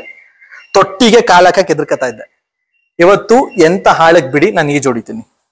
ನಾನು ಹೆದರ್ಕೊಳ್ಳಲ್ಲ ಸರ್, ಹೆದರ್ಸ್ತೀನಿ. ಈ ಮನಸ್ಥಿತಿ ಇದ್ದಾಗ ಸರ್ ನಾನು ಯಾವತ್ತೂ ಹೆದರ್ಕೊಳ್ಳಲ್ಲ, ಯಾರು ಹೆದರ್ಕೊಳ್ಳಲ್ಲ. ಯಾಕೆ ಹೆದರ್ಕೋಬೇಕು ಅನ್ನೋ ಪ್ರಶ್ನೆ ಹಾಕೊಳ್ಳಿ ಫಸ್ಟ್. ಯಾಕೆ ಭಯ ಆಗ್ತಿದೆ, ಇದನ್ನ ನಾನು ಹೇಗ್ ಸರಿಪಡಿಸ್ಕೊಳ್ಳಿ ಸರ್? ಇದು ನನ್ನ ಜೀವನದಲ್ಲಿ ಕಲ್ತಿದ್ದು. ಇದು ಒಂದೇ ಅಲ್ಲ ಸರ್, ಸುಮಾರು ಜೀವನ ಪಾಠವನ್ನ ಹೇಳ್ಕೊಡ್ತಾ ಬಂತು. ನನ್ನ ಹಾಕೋತಿದ್ನಲ್ಲ ನನಗೆ ಪ್ರಶ್ನೆ, ಇದಕ್ಕೊಂದು ಸೊಲ್ಯೂಷನ್ ಬೇಕು ಅಂತ. ಸಾಮಾನ್ಯವಾಗಿ ನಾವ್ ಏನ್ ಯೋಚನೆ ಮಾಡ್ತೀವಿ ಹೇಳಿ? ಪ್ರಾಬ್ಲಮ್ ಮೇಲೆ. ನಂಗೆ ಹಿಂಗಾಗೋಯ್ತಲ್ಲ. ಹೆಚ್ಚಿನ ಜನ 99% ಎಲ್ರು ಯೋಚನೆ ಮಾಡೋದು ಏನ್ ಹಿಂಗಾಗೋಯ್ತಲ್ಲ, ಇದ್ ಹೆಂಗ್ ಸರಿ ಮಾಡ್ಕೊಳ್ಳೋದು ಅದ್ರ ಬಗ್ಗೆ ಯೋಚನೆ ಮಾಡಲ್ಲ. ಏನ್ ಹಿಂಗಾಗೋಯ್ತಲ್ಲ, ಆಗೋಗಿದೆ, ಸರಿ ಮಾಡಕ್ಕೆ ಆಗಲ್ಲ, ಸ್ಟಿಲ್ ಹಿಂಗಾಗೋಯ್ತಲ್ಲ ಹಂಗಾರೆ ಸರಿ ಮಾಡಕ್ ಆಗಲ್ಲ ಅಂದ್ರೆ ಏನ್ ಮಾಡಕ್ಕಾಗತ್ತೆ? ಒಬ್ರು ತುಂಬಾ ಏಜ್ಡ್ ಕಪಲ್ಸ್ ಬಂದಿದ್ರು, ತುಂಬಾ ಡಿಪ್ರೆಷನ್ ಆಗ್ಬಿಟ್ಟಿದ, ಗಂಡ ಹೆಂಡತಿ ಇಬ್ರು ತುಂಬಾ ಡಿಪ್ರೆಷನ್ ಆಗ್ಬಿಟ್ಟಿದ್ದಾರೆ, ಖಿನ್ನತೆಗೆ ಹೋಗ್ಬಿಟ್ಟಿದ್ದಾರೆ. ನಾನು ಕೌನ್ಸಿಲಿಂಗ್ ಅಲ್ಲಿ ಕೂತ್ಕೊಂಡು ಸುಮ್ನೆ ಕೇಳಿದೆ ಅವ್ರ ಕತೆಗಳನ್ನ. ಈಗ ಕೊನೆಗೇನು? ಈಗ ನೀವು ಖುಷಿ ಆಗ್ಬೇಕು ಅಂದ್ರೆ ಏನ್ ಮಾಡ್ಬೇಕು? ನಾನು ಏನ್ ಮಾಡಿದ್ ನೀವು ಖುಷಿ ಆಗ್ತೀರಿ ಹೇಳಿ? ನಾನು ರೆಡಿ ಇದೀನಿ. ನನ್ ಮಗ ವಾಪಸ್ ಬೇಕು ಸರ್, ಬಾಳೆ ಬದುಕ್ಬೇಕಿದ್ ನನ್ ಮಗ ಕಳ್ಕೊಬಿಟ್ಟ ಸರ್. ಸರಿನಮ್ಮ, ಅಲ್ಲಿ ನೋಡಿ ಅಂದೆ, ಫೋಟೋ ತೋರಿಸ್ದೆ. ಅಲ್ಲಿ ಸ್ಕೂಬಿ ಅಂತ ನಾನು ನಾಯಿಮರಿ ಸಾಕಿದ್ದೆ, 1.5 ವರ್ಷದಿಂದ ತೀರ್ಕೊಂತು. ನೀ ಅದನ್ನ ಕೊಡು, ನಾನು ನಿಮ್ ಮಗನ್ ಕೊಡ್ತೀನಿ ಅಂದೆ. ಆಗಲ್ಲ ಸರ್. ಆಗಲ್ಲ ಅಲ್ವಾ? ಆಗದಿರೋದ್ರ ಬಗ್ಗೆ ಚಿಂತಿಸಿ ಚಿಂತಿಸಿ ಯಾಕೆ ನಿಮ್ ಜೀವನ ಹಾಳು ಮಾಡ್ಕೋತೀರಿ? ಈಗ ನಿಮ್ ಮಗ ಒಬ್ರು ಹೋದ್ರು, ಒಬ್ರೇನ ಮಗ ಇರೋದು? ಇನ್ನೊಬ್ಬ ಮಗ ಇದಾನಲ್ಲ, ಮೊಮ್ಮಗ ಇದಾನಲ್ಲ, ಇನ್ನು ಒಳ್ಳೆ ಜೀವನ ಇದೆ ಅಲ್ಲ, ಇನ್ನೂ ಆಯಸ್ಸಿದೆ ಅಲ್ಲ, ಆರೋಗ್ಯ ಇದೆ ಅಲ್ಲ, ಯಾಕೆ ಅದ್ರ ಬಗ್ಗೆ ನಿಮ್ಮ ಆಲೋಚನೆ ಇಲ್ಲ? ಹೋಗಿರೋ ಬಗ್ಗೆ, ಆಗದಿರೋ ಬಗ್ಗೆ, ಕಳ್ಕೊಂಡಿರೋ ಬಗ್ಗೆ ಯೋಚನೆ ಮಾಡಿ ಮಾಡಿ ಮಾಡಿ ನಿಮ್ಗೆ ನ್ಯಾಯ ಅನ್ಸುತ್ತಾ ನೀವು ಮಾಡ್ತಿರೋದು? ನಿಮ್ ಒಬ್ರಿಗೆ ಅಲ್ಲ, ಇಡೀ ನಿಮ್ ಫ್ಯಾಮಿಲಿಗೆ ಅನ್ಯಾಯ ಮಾಡ್ತಾ ಇದ್ರಿ ನೀವು. ನಿಮ್ ಮುಖ ನೋಡ್ಕೊಂಡು ನಿಮ್ ಮಕ್ಳು ಖುಷಿಯಾಗಿರ್ತಾರ? ನಿಮ್ ಮೊಮ್ಮಕ್ಳು ಖುಷಿಯಾಗಿದಾರ? ಆ ಇಡೀ ಮನೆ ಸಂಸಾರ ನಿಮ್ ಮಗ ಇದ್ದಾಗ ಖುಷಿಯಾಗಿ ಇದ್ದಿದ್ದು ಎಲ್ಲ ಹಾಳಾಗಿದೆ. ಅವ್ರು ಹೋಗಾಯ್ತು, ಎಷ್ಟು ವರ್ಷ ಇನ್ನೂ ಹೀಗೆ ಹಾಳೋಗೋ ತರಾನೇ ಇಟ್ಕೊಂಡಿರ್ತೀರಿ. ಇದನ್ನಂಗಾರೆ ಹೇಗ್ ಸರಿ ಮಾಡ್ಕೋತೀರಿ? ಈಗ ಏನ್ ಮಾಡ್ಬೇಕಪ್ಪ? ಆಗೋಗಿರೋದನ್ನ ಬಿಟ್ಬಿಡ್ಬೇಕು, ಮುಂದೆ ಆಗೋದ್ರ ಬಗ್ಗೆ ಯೋಚನೆ ಮಾಡ್ಬೇಕು. ಅದನ್ನ ನೀವು ಅಭ್ಯಾಸ ಮಾಡಿ ಅಂತ ಹೇಳಿ ಕೆಲವು ಸೈಕಾಲಜಿಕಲ್ ಅವ್ರಿಗೆ ಆಕ್ಟಿವಿಟೀಸ್ ಗಳನ್ನ ಕೊಟ್ಟು, ಕೆಲವು ಮೆಡಿಟೇಷನ್ ನ ಟೀಚ್ ಮಾಡಿ, ಕೆಲವೊಂದನ್ನ ಹೇಳ್ಕೊಟ್ಬಿಟ್ಟು, ಆಮೇಲೆ ಇವಾಗ ಅವ್ರನ್ನ ಮಾತಾಡಿಸಿ after 3 months I am one of the happiest person in this world ಅಂತ ಮಾತಾಡ್ತಾರೆ. ಹಾ ಫುಲ್ ಖುಷಿಯಾಗಿದ್ದಾರೆ. 1.5 ವರ್ಷ ಮಗ ಇಲ್ಲ ಅನ್ನೋದು ಕೊರಗು ಇನ್ನೊಂದ್ 6 ತಿಂಗಳು 1 ವರ್ಷ ಇದ್ದಿದ್ರೆ ಖಂಡಿತ ಗಂಡ ಹೆಂಡತಿ ಇಬ್ರು ಒಂದೊಂದು ಬೆಡ್ ಸೆಲೆಕ್ಟ್ ಮಾಡಿ ಮಲ್ಕೊಳ್ಳೋರು. ಇವತ್ತವ್ರು ಖುಷಿಯಾಗಿದ್ದಾರೆ ಸರ್. ಅದಕ್ಕೆ ಕೆಲವೊಂದು ಚೇಂಜಸ್ ನಾವು ಮಾಡಕ್ ಆಗಲ್ಲ ಸರ್. ಪರಿಸ್ಥಿತಿನ ಬದಲಾಯಿಸಕ್ಕಾಗತ್ತಾ? ಆಂಜನೇಯ ನೋಡಿದೀರಾ? ಬೆಟ್ಟ ಎತ್ಕೊಂಡು ಹೋಗ್ತಿರೋದು, ಅದ್ ಕತೆ ಕೇಳಿದಿರಾ? ಸಂಜೀವಿನಿಗೋಸ್ಕರ ಬೆಟ್ಟವನ್ನ ಮುಂದೆ ನಿಂತ್ಕೊಂಡು ತನ್ನ ದೇಹವನ್ನ ಬೆಟ್ಟಕ್ಕಿಂತ ದೊಡ್ಡದ್ ಮಾಡ್ಕೊಂಡು ಕೈನ ಕೆಳಗಡೆಯಿಂದ ಕಲ್ ತರ ಎತ್ಕೊಂಡು ಹೋಗ್ತಿರೋದು ನೋಡಿದೀರಾ? ಅವ್ರಿಗಿರೋ ಶಕ್ತಿಗೆ ಬೆಟ್ಟನೇ ಚಿಕ್ಕದ್ ಮಾಡ್ಬಿಡ್ಬೋದಾಗಿತ್ತಲ್ಲ. ಅವ್ರ ದೇಹನ ಯಾಕೆ ದೊಡ್ಡದ್ ಮಾಡ್ಕೊಂಡ್ರು? What is the meaning of it ಅಂದ್ರೆ, ಬೆಟ್ಟ ಅನ್ನೋದು ಪ್ರಾಬ್ಲಮ್. ಅದು ನೋಡ್ತಿರೋ ನಾವು ಹೆಂಗ್ ನೋಡ್ಬೇಕು ಗೊತ್ತಾ? ಹೆಂಗ್ ನೋಡ್ಬೇಕು. What is the problem? ಇಷ್ಟೇನಾ? ಸಾಲ್ವ್ ಮಾಡೋಣ. ನಾವು ಹೆಂಗ್ ನೋಡಿದ್ರೆ ಅದಕ್ಕೆ ಕಾಣುತ್ತದು. ಕರೆಕ್ಟ್ ಅಲ್ಲ ಸರ್? ಬಲರಾಮ ಕೃಷ್ಣನ್ ಕತೆ ಗೊತ್ತಾ? ಇಬ್ರು ಏನೋ ಒಂದ್ ಒಳ್ಳೆ ಕೆಲಸ ಮಾಡಕ್ಕೆ ಅಂತ ಕಾಡನ್ನ ದಾಟಿ ಹೋಗ್ಬೇಕಾಯ್ತು ಅವ್ರ ಊರಿಗೆ. ಮಧ್ಯರಾತ್ರಿ ಆಗ್ಬಿಡುತ್ತೆ, ಕಾಡಲ್ಲಿ ಮಲ್ಕೋತಾರೆ. ಮಲ್ಕೊಳಕ್ಕಿಂತ ಮುಂಚೆ ಇಬ್ರು ಡಿಸೈಡ್ ಮಾಡ್ಕೋತಾರೆ, ನೋಡಿ ದೊಡ್ಡ ಕಾಡು, ಇಲ್ಲಿ ದೊಡ್ಡ ದೊಡ್ಡ ರಾಕ್ಷಸರುಗಳು ಇರ್ತಾರೆ. ಫಸ್ಟ್ ನಾ ಮಲ್ಕೋತೀನಿ ಅಣ್ಣ, ಆಮೇಲೆ ನೀನು ಅರ್ಧ ರಾತ್ರಿ ಆದ್ಮೇಲೆ ನೀ ಮಲ್ಕೋ. ಎಲ್ಲ ರಾಕ್ಷಸರು ಬಂದು ಏನೋ ತೊಂದರೆ ಕೊಡ್ಬೋದು. ಆಯ್ತು, ಕೃಷ್ಣ ಗುಡ್ ನೈಟ್ ಹೇಳಿ ಮಲ್ಕೋತಾನೆ. ಕೊನೆಗೆ ಆ ಬಲರಾಮ ಆ ಕಡೆ ವಾಕ್ ಮಾಡ್ಬೇಕಾರೆ ಒಬ್ಬ ರಾಕ್ಷಸ ಬರ್ತಾನೆ. ಬಲರಾಮ ಕೇಳ್ತಾನೆ, ಯಾರು ನೀನು? ರಾಕ್ಷಸ ಬಲರಾಮನ 2ರಷ್ಟು ದೊಡ್ಡ ದೇಹ ಮಾಡ್ಕೊಂಡು ಹಿಂಗ್ ನಿಂತ್ಕೋತಾನೆ. ಬಲರಾಮ ಅವನ್ಗಿಂತ ಶಕ್ತಿ ನಾನು ಅನ್ಕೊಂಡು ತೋರಿಸ್ಕೊಳ್ಳೋದಕ್ಕೆ ಇನ್ನೂ ದೊಡ್ಡ ದೇಹ ಮಾಡ್ಕೋತಾನೆ. ರಾಕ್ಷಸ ಚಿಕ್ಕವನಾಗ್ತಾನೆ. ಮತ್ತೆ ಬಲರಾಮ ಮತ್ತೆ ಕೇಳ್ತಾನೆ, ಯಾರು ನೀನು ಅಂತ. ರಾಕ್ಷಸ ಅವನು ಊಹಿಸಕ್ಕೆ ಆಗಲ್ಲ, ಅಷ್ಟು ದೊಡ್ಡ ದೇಹ ಮಾಡ್ಕೊಂಡು ದೊಡ್ಡ ಬೆಟ್ಟದ ಗಾತ್ರದಲ್ಲಿ ಹಿಂಗ್ ನಿಂತ್ಕೋತಾನೆ. ಬಲರಾಮ ಅದು ನೋಡಿ ಸುಸ್ತಾಗಿ ತಲೆ ತಿರುಗಿ ಬಿದ್ದೋಯ್ತಾನೆ. ಬೆಳಿಗ್ಗೆ ಕೃಷ್ಣ ಎದ್ದೇಳಿಸ್ತಾನೆ, ನಡಿ ಹೋಗೋಣ ಅಂತಾನೆ. ಬಲರಾಮನ್ ಕನ್ಫ್ಯೂಸ್ ಆಗೋಯ್ತು, ಇದೇನೇನ್ ನೆನ್ನೆ ರಾತ್ರಿ ಹಿಂಗಾಯ್ತು ಅನ್ಕೊಂಡು ಅದೇ ಯೋಚನೆ ನಡ್ಕೊಂಡು ಹೋಗ್ತಿರ್ಬೇಕಾರೆ ಕೃಷ್ಣ ಕೇಳ್ತಾನೆ, ಏನಾಯ್ತು, ಯಾಕೊಂದ್ರೆ ಡಲ್ ಆಗಿದ್ಯಾ? ಏನಿಲ್ಲ, ನೆನ್ನೆ ರಾತ್ರಿ ಒಂದ್ ಘಟನೆ ಆಯ್ತು ಅಂದ ತಕ್ಷಣ ಕೃಷ್ಣ ಅವನ್ ದೋತಿಯಿಂದ ಏನೋ ತೆಗೆದು ಹಿಂಗ್ ತೋರಿಸ್ತಾನೆ, ಗೊಂಬೆ ತರ. ಇವನ್ ಬಗ್ಗೆ ಮಾತಾಡ್ತಿದ್ಯಾ ಅಂತ. ಬಲರಾಮ ಹೇಳ್ತಾನೆ, ಹೌದು ಹೌದು, ಇದೇ ಪಾಸಿಬಲ್ ಆಯ್ತು ಅಂದಾಗ, ನೀನ್ ನೋಡೋ ರೀತಿ ಮೇಲೆ ಡಿಪೆಂಡ್. ಇವನ್ನ ನಾನು ಇದು ಸಮಸ್ಯೆನೇ ಇಲ್ಲ ಅಂತ ನೋಡ್ತಿರೋ ರೀತಿ ಹೀಗಿದೆ, ಅದಕ್ಕೆ ಚಿಕ್ಕದಾಗ ಕಾಣಿಸ್ತಿದೆ, ತೆಗೆದು ದೋತಿಗೆ ಹಾಕೊಂಡ್ಬಿಟ್ಟಾನೆ. ಕೃಷ್ಣ ಯಾವಾಗ್ಲೂ ಪ್ರಾಬ್ಲಮ್ ನ ಹೀಗೆ ಸಾಲ್ವ್ ಮಾಡ್ತಿದ್ನಲ್ಲ, this is the reason. Anjaneya Rama ಆಂಜನೇಯನೇ ಇಟ್ಕೊಂಡಿದ್ನಲ್ಲ, ಯಾಕೆ ಅಂದ್ರೆ ಆಂಜನೇಯ ಒಂದು ಕೆಪಾಸಿಟಿ ಇತ್ತು, ಏನೇ ಪ್ರಾಬ್ಲಮ್ ಬಂದ್ರು ಅವ್ನು ನೋಡ್ತಿದ್ದೆ ಹಿಂಗೆ. ಪ್ರಾಬ್ಲಮ್ ಸಾಲ್ವ್ ಮಾಡೋಣ ಇಟ್ಕೊಂಡ್ರೆ ರಾಮಂಗ್ ಈಸಿ ಅಲ್ಲ, ಹಂಗಾಗಿ ಆ ತರದವ್ರಿಗೆ ಸಿಗಲ್ಲ. ಹಂಗಾಗಿ ಈಗ ನಾವೇ ಆಂಜನೇಯ ಆಗ್ಬೇಕು. ಅವಾಗ ಪ್ರಾಬ್ಲಮ್ಸ್ಗಳನ್ನೆಲ್ಲ ಈಗ ಸಾಲ್ವ್ ಮಾಡೋದನ್ನ ಕಲ್ತ್ಕೋಬೇಕು. ಎನಿಹೌ, ಸಿಚುವೇಶನ್ ಬಂದಾಗಲೇ ಗೊತ್ತಾಗೋದು ಅದರ ಅನುಭವ ಏನು ಅಂತ. Any question? ಏನಾದ್ರೂ ಕ್ವಶನ್ ಇದೆಯಾ? ಆ ಕಡೆ ಈ ಕಡೆ ಹೋಗಂಗಿಲ್ಲ ನಾನು. ಅದು ಕ್ವಶನ್ ಇಲ್ವಾ sir? Sir that is very important sir, very important ಅದು. ಹಿಂಗ್ ಮಾಡ್ಬಿಟ್ಟು ನಿನ್ ಲೈಫ್ ಹಿಂಗ್ ಆಗ್ಬಿಡುತ್ತೆ. ನೀನ್ ಧ್ಯಾನ ಮಾಡ್ಬಿಡು ಲೈಫ್ ಹಿಂಗ್ ಆಗ್ಬಿಡುತ್ತೆ. ಹಿಂಗ್ ಕೂತ್ಕೊಂಡು ಹೋಗ್ಬಿಟ್ಟು ನಿನ್ ಲೈಫ್ ಹಿಂಗ್ ಆಗ್ಬಿಡುತ್ತೆ. ಈ ಕೂತ್ಕೊಳ್ಳೋದೈತಲ್ಲ ಧ್ಯಾನ ಮಾಡಕ್ಕೆ, ಇದ್ ಮಾಡ್ಕೊಳ್ಳೋದೈತಲ್ಲ ಅದನ್ನ ಹಿಂಗೆ ಅಂತ ಹೇಳ್ಕೊಡು. ನೀನೇನ್ ಹಿಂಗ್ ಮಾಡ್ಬಿಡಿ ಹಿಂಗ್ ಆಗತ್ತೆ, ಹಿಂಗ್ ಮಾಡ್ಬಿಡಿ ಹಿಂಗ್ ಆಗತ್ತೆ ಅಂತ. ಸರ್ ನೀವು ಒಳ್ಳೇದು ಅಂತಿದ್ಯಲ್ಲ ಸರ್, ಈಗ ಡಿಸಿಪ್ಲಿನ್ ಮೇಂಟೈನ್ ಮಾಡ್ಬೇಕು, ಕ್ಯೂ ನಲ್ಲಿ ಹೋಗ್ಬೇಕು. ಆ ಡಿಸಿಪ್ಲಿನ್ ಮೇಂಟೈನ್ ಮಾಡಕ್ಕೆ ಕ್ಯೂ ನಲ್ಲಿ ಹೋಗ್ಬೇಕಾದ್ರೆ ಲೆಫ್ಟ್ ಟು ರೈಟ್ ನೋಡ್ಕೋಬೇಕು, ಮುಂದ್ಗಡೆ ಇರೋ ಹತ್ರ ಕರೆಕ್ಟ್ ಆಗಿ ಹೋಗ್ತಿದ್ದಾನೆ ನೋಡ್ಕೋಬೇಕು, ಸರಿಯಾದ ದಾರಿಯಲ್ಲಿ ಹೋಗ್ತೀನಿ ಎಲ್ಲ ನೋಡ್ಕೋಬೇಕು. ಸ್ವಲ್ಪ ಶ್ರಮ ಜಾಸ್ತಿ. ಅದೇ ಡಿಸಿಪ್ಲಿನ್ ಮೇಂಟೈನ್ ಮಾಡಲ್ಲ ಅನ್ಕೊಂಡು ಹಿಂಗ್ ಅನ್ಕೊಂಡು ಆರಾಮಾಗಿ ಹೋಗ್ಬೋದು. ಅದೊಂದು ಇಂಡಿಸಿಪ್ಲಿನ್ ಆಗಿ ಕಾಣುತ್ತೆ. ಇದು ಈಸಿ, ತಪ್ಪು ಮಾಡಕ್ ತುಂಬಾ ಈಸಿ. ಸರಿ ದಾರಿನಲ್ಲಿ ಹೋಗೋದಕ್ಕೆ ಸ್ವಲ್ಪ ಮಾನಸಿಕವಾಗಿ ಬದ್ಧರಾಗಿರ್ಬೇಕಾಗತ್ತೆ. ಹಂಗಾಗಿ ಶುರುನಲ್ಲಿ ಇದು ಕಷ್ಟ ಅನಿಸ್ಬೋದು, ಆಮೇಲೆ ಅದು ಇಂಪ್ಲಿಮೆಂಟ್ ಆದ್ಮೇಲೆ ತುಂಬಾ ಈಸಿ ಅನ್ಸುತ್ತೆ. ಶುರುನಲ್ಲಿ ಹೇಗ್ ಕಷ್ಟ, ಅಭ್ಯಾಸ ಮಾಡೋದು ಸರ್. ನನ್ನ ಆಲೋಚನೆಗಳನ್ನ ಯಾವಾಗ್ಲೂ ನನ್ನ ಹತೋಟಿಯಲ್ಲಿ ಇಟ್ಕೊಳ್ಳೋದು. ಯಾರಾದ್ರೂ ನನ್ನ ನೆಗೆಟಿವ್ ಆಗಿ ಮಾತಾಡ್ತಾ ಇದಾರೆ ಅಂದ್ರೆ ನಾನು ರಿಯಾಕ್ಟ್ ಮಾಡ್ತಿದ್ದೀನ, ರೆಸ್ಪಾಂಡ್ ಮಾಡ್ತಿದ್ದೀನ, ಎರಡನ್ನೂ ಗಮನ ಇಟ್ಟು ಮಾಡೋದು. ರಿಯಾಕ್ಟ್ ಮಾಡೋದು ಅಂದ್ರೆ ಏನು ಸರ್?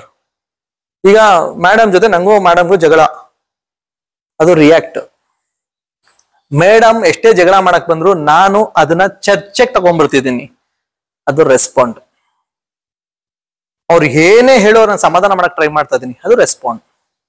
ಅಷ್ಟಲ್ಲಿ ಹೇಳೋದು ಉಪ್ಪನ 2 ಸಲ ಹಾಕ್ಬಿಟ್ಟು ಅದೇನು ಉಪ್ಪನ ಅಷ್ಟೊಂದು ತಂದು ಮಡಿಕೊಂಡಿದ್ಯಾ ನೀನು, ತಂದು ಉಪ್ಪನ ಉಯ್ಕೊಳ್ಳಿ ಅಂತ ಗಂಡ ಬೈತಾ ಇದ್ದಾಗ ಓಕೆ ಇನ್ನೊಂದ್ಸಲ ಏನಾದ್ರು ಬೇರೆ ಮಾಡ್ಕೊಡ್ಲಾ, ಆಯ್ತು ಇದೊಂದ್ಸಲ ಕ್ಷಮಿಸ್ಬಿಡಿ, ಏನೋ ಅದ್ರಲ್ಲಿ ಏನು ಕಳ್ಕೊಳ್ಳೋದಿರಲ್ಲ.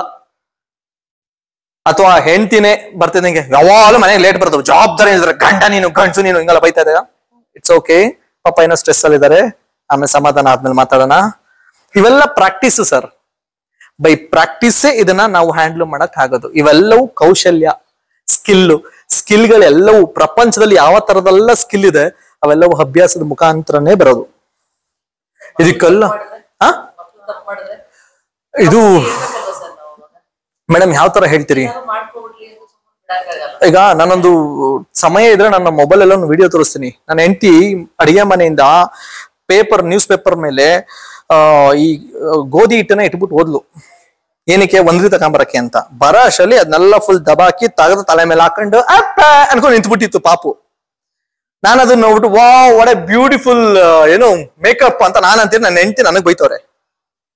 ನಾನು ಸುಮ್ಮನೆ ನಿಂತ್ಕೊಂಡೆ, ಸರಿ ಮಾಡಮ್ಮ, ಸರಿ ಮಾಡು, ಸೊರ್ರ ಹೊಡೋರು ಸರಿ ಹೋಗುತ್ತೆ, ಹಾ ಸರಿ ಹೊಡಿಯಮ್ಮ, ಮೊನ್ನೆ ನೀನ್ ಹೊಡೆದೆ ಅಲ್ವಾ, ಇದೇ ತರದೊಂದು ತಪ್ಪು ಮಾಡಿದ್ಲು, ಈಗ ಮತ್ತೆ ರಿಪೀಟ್ ಆಗಿದೆ ಅಂದ್ರೆ ನೀನು ಹೊಡೆದಿದ್ದು ನೀನ್ ಬೈದಿದ್ದು ಸರಿ ಮಾಡಕ್ ಆಗ್ಲಿಲ್ಲ, ಊಟ ಮಾಡು. ಯಾವ ತರ ಹೇಳ್ತೀರಿ? It's very important madam. C ನಾನು ಜಂಬಕ್ ಹೇಳ್ತಾ ಇಲ್ಲ, ಇವತ್ತಿಗೂ ನೀವು ಹ್ಯಾಂಡಲ್ ಮಾಡೋ ತರ ಎತ್ತೋಳು ನಾನು ಹ್ಯಾಂಡಲ್ ಮಾಡಕ್ಕಾಗಲ್ಲ ಅಂತ ನನ್ನ ಹೆಂಡತಿ ಯಾವಾಗಲೂ ನಂಗೆ ಫೀಡ್ಬ್ಯಾಕ್ ಕೊಡ್ತಾಳೆ. ನಾನು ಹೇಗೆ ಹ್ಯಾಂಡಲ್ ಮಾಡ್ತಾ ಇದ್ದೀನಿ ಅಂದ್ರೆ ಸಿಂಪಲ್ ಮೇಡಮ್. ನಾನೊಂದು ಕ್ರಿಸ್ಟಲ್ ಇದೆ ಮೇಡಮ್, ನಾನು ಹೀಲಿಂಗ್ ಮಾಡಕ್ಕೆ ಕ್ರಿಸ್ಟಲ್ ನ ಬಳಸ್ತೀನಿ. ಮುರಿದಾಕ್ಬಿಟ್ಲು. ಇದು ಹೊಸ ಲ್ಯಾಪ್ಟಾಪ್, ಇದು 3 ತಿಂಗಳಿಂದ ತಗೊಂಡಿದ್ದ ಲ್ಯಾಪ್ಟಾಪ್. ಇದಕ್ಕಿಂತ ಇದ್ದ ಹಳೆ ಲ್ಯಾಪ್ಟಾಪ್ ನ ಮುರಿದಾಕಿದ್ಲು. ಮುರಿಯೋದ್ರಲ್ಲಿ ಮಕ್ಳು ಖುಷಿ ಇದೆ, ಹಾಳು ಮಾಡೋದ್ರಲ್ಲಿ ಮಕ್ಳು ಖುಷಿ ಇದೆ. ಆದ್ರೆ ಒಂದು ದುರಂತ ಏನಂದ್ರೆ ಮಕ್ಳು ಗೊತ್ತಿರೋದು ಹಾಳಾಯ್ತೈತೆ, ಇದು ಮುರಿದಾಕಿದ್ರೆ ಹೋಗುತ್ತೆ, ಇದು ವೇಸ್ಟ್ ಆಗತ್ತೆ. ಆ ಮಕ್ಕಳಿಗೆ ಆ ನಾಲೆಡ್ಜು ಆ ಮೆಚ್ಯೂರಿಟಿ ಇಲ್ಲ ಮೇಡಮ್. ನಿಮಗ್ ಗೊತ್ತಾ, ನಾನು ಎಷ್ಟು ಸಲ ಹೇಳಿದೀನಿ ಕಂದ ದೀಪ ಮುಟ್ಬೇಡ, ದೀಪ ಮುಟ್ಬೇಡ. ಈಗ ನನ್ನ ಮಗಳನ್ನ ಮುಟ್ಟಲ್ಲ. ಯಾಕೆ? ಒಂದ್ಸಲ ಸುಟ್ಟಿಸ್ಕೊಂಡವಳೆ. ಕೆಲವೊಂದನ್ನ ನಾವು ಅನ್ಕೋಬಹುದು ಇದು ತುಂಬಾ ತಪ್ಪು ಅಂತ. ಲೈಫಲ್ಲಿ ನಿಮ್ ಇಲ್ಲಿ ಇಷ್ಟು ಜನ ಕೂತಿದ್ರಲ್ಲ, ನಾನು ಒಂದ್ಸಲ ನನ್ನ ಲೈಫಲ್ಲಿ ಸುಟ್ಟಿಸ್ಕೊಂಡಿಲ್ಲ. ಒಬ್ರು ಕೈ ಎತ್ತಿ. ನಾನು ಬಿದ್ದೇ ಇಲ್ಲ, ನನ್ಗೆ ನನ್ನ ಬಾಡಿನಲ್ಲಿ ಒಂದೇ ಒಂದು ಹನಿ ರಕ್ತ ಬಂದಿಲ್ಲ. ನೀವು ಒಬ್ರು ಕೈ ಎತ್ತಿ ಸರ್.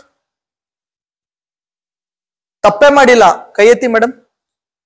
ಮಗು ಮೇಡಮ್, ದೊಡ್ಡವ್ರು ನಾವೇ ಹಂಗ್ ಮಾಡ್ತೀವಿ ಅಂದಾಗ ಹೀಗೆ ಮಕ್ಳುಗಳಿಗೆ ನಾವು ಪ್ರಶ್ನೆಗಳನ್ನ ಕೇಳ್ತಾ ಓದಕ್ಕೆ ಏನ್ ಬಂದಿದೆ ದರಿದ್ರ, ಓದಕ್ಕೆ ಏನ್ ಬಂದಿದೆ ದರಿದ್ರ, ನಿಂತರನೇ ಮೇಡಮ್.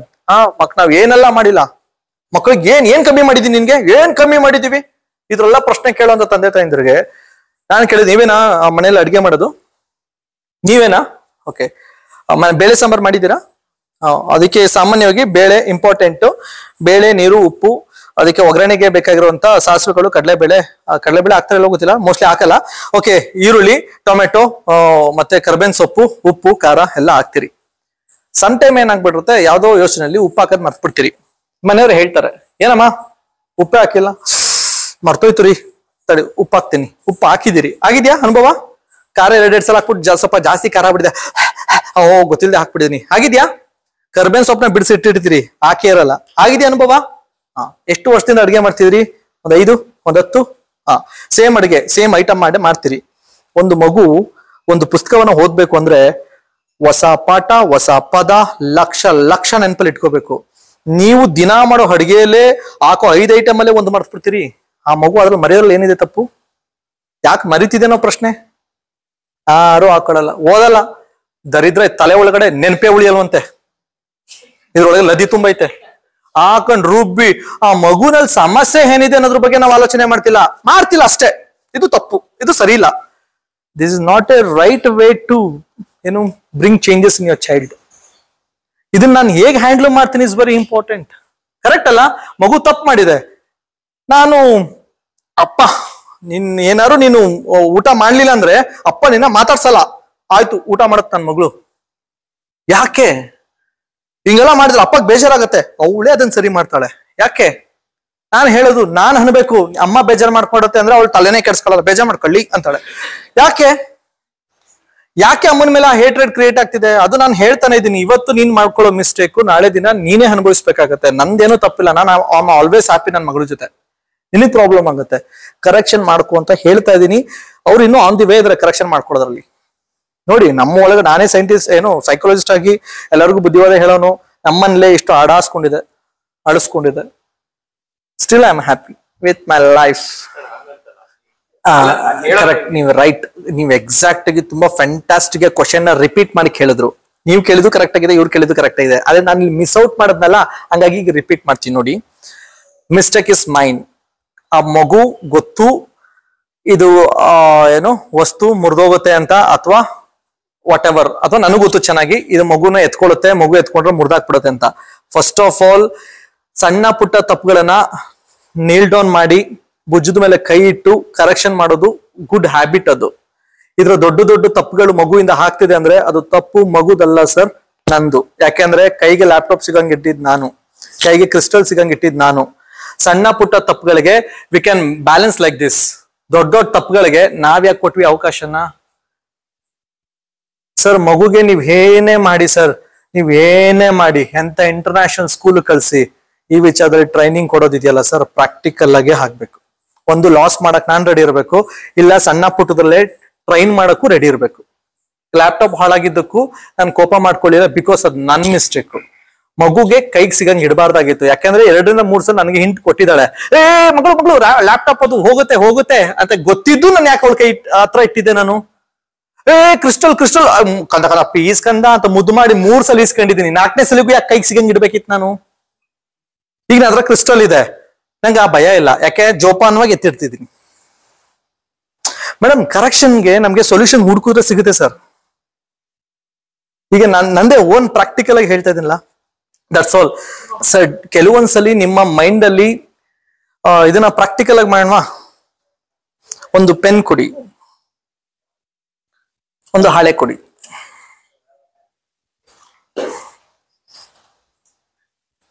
ಇಬ್ರು ಬನ್ನಿ.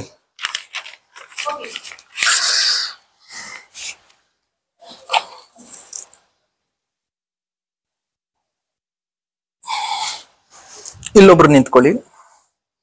ಇಲ್ಲಿ ಈ ಕಡೆ ಆಪೋಸಿಟ್ ಫೇಸ್ ಮಾಡ್ಕೊಳ್ಳಿ. ಹೀಗೆ ಮೇಡಮ್, ಹೀಗೆ.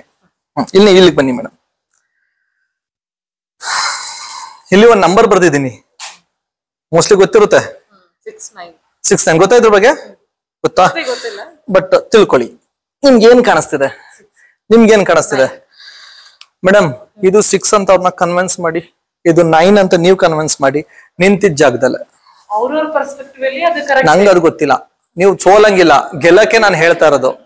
ನೀವು ಇಷ್ಟು ಬೇಗ ನಾನ್ ಸೋತ್ ಬಿಟ್ಟೆ, ಇಟ್ಸ್ ಓಕೆ, ಇದು 9 ನಾನು ಒಪ್ಕೋತೀನಿ ಅನ್ಕೊಂಡು ಹೊಟ್ಟೋಗ್ಬಿಟ್ರೆ ನೀವು ಗೆಲ್ಬೇಕು. ಇವಾಗ ಈಗ ಅದನ್ನ ಕನ್ವಿನ್ಸ್ ಮಾಡಿ. ಅವ್ರು ಬರಕ್ ರೆಡಿ ಇಲ್ಲ ಮೇಡಮ್. ಈಗ ಬಂದ್ರೆ ಸಾಲ್ವ್ ಆಗುತ್ತೆ ಪ್ರಾಬ್ಲಮ್, ಬರಕ್ ರೆಡಿ ಇಲ್ಲ. ಕನ್ವಿನ್ಸ್ ಮಾಡಿ. ಅದ್ ಏನಾದ್ರು ಬರ್ಲಿ, ಕನ್ವಿನ್ಸ್ ಮಾಡಿ.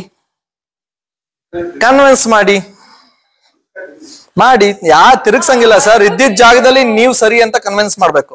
ಹೇಗ್ ಒಪ್ಪಿಸ್ತೀರ ಅವ್ರನ್ನ? ನಿಮ್ ಈಗ ನೋಡಿ ಮೇಡಮ್, ಎಲ್ಲಾದ್ರಲ್ಲೂ ಹಾಗೆ ಅನ್ಸುತ್ತೆ. ಈಗ ನಾನು ಅಂದಿದ್ದು ಲ್ಯಾಪ್ಟಾಪ್ ನ ಇನ್ನೊಂದು ದುಡ್ಡು ಐತೆ, ಇನ್ನೊಂದು ಲ್ಯಾಪ್ಟಾಪ್ ತಗೊಂಡ ಮಗು ಹೊಡಿಲಿಲ್ಲ, ಅದೇಂಗ್ ಸರಿ ಅಂತ ಬೇರೆಯವ್ರಿಗೆ ಅನಿಸ್ಬೋದು, ಬಟ್ ನಾ ಮಾಡಿದ್ ನನಗೆ ಸರಿಯಾಗೇ ಇದೆ. ಈಗ ಅದೇ ತರ ನಂಗೆ 9 ಕಾಣಿಸ್ತಾ ಇದೆ, ಇದು ನನಗ್ ಸರಿನೇ, ನಾನು ಸುಳ್ಳೆಲ್ಲ ನಾನು ಹೇಳ್ತಿರೋದು 9ನೇ, ನಿಮ್ಗೆ 6 ಕಾಣಿಸ್ತಿದೆ, ಸುಳ್ಳೆಲ್ಲ ನೀವು ಹೇಳ್ತಿರೋದು 6. ಹೇಗೆ ಅವ್ರನ್ನ ಒಪ್ಪಿಸ್ತೀರಿ?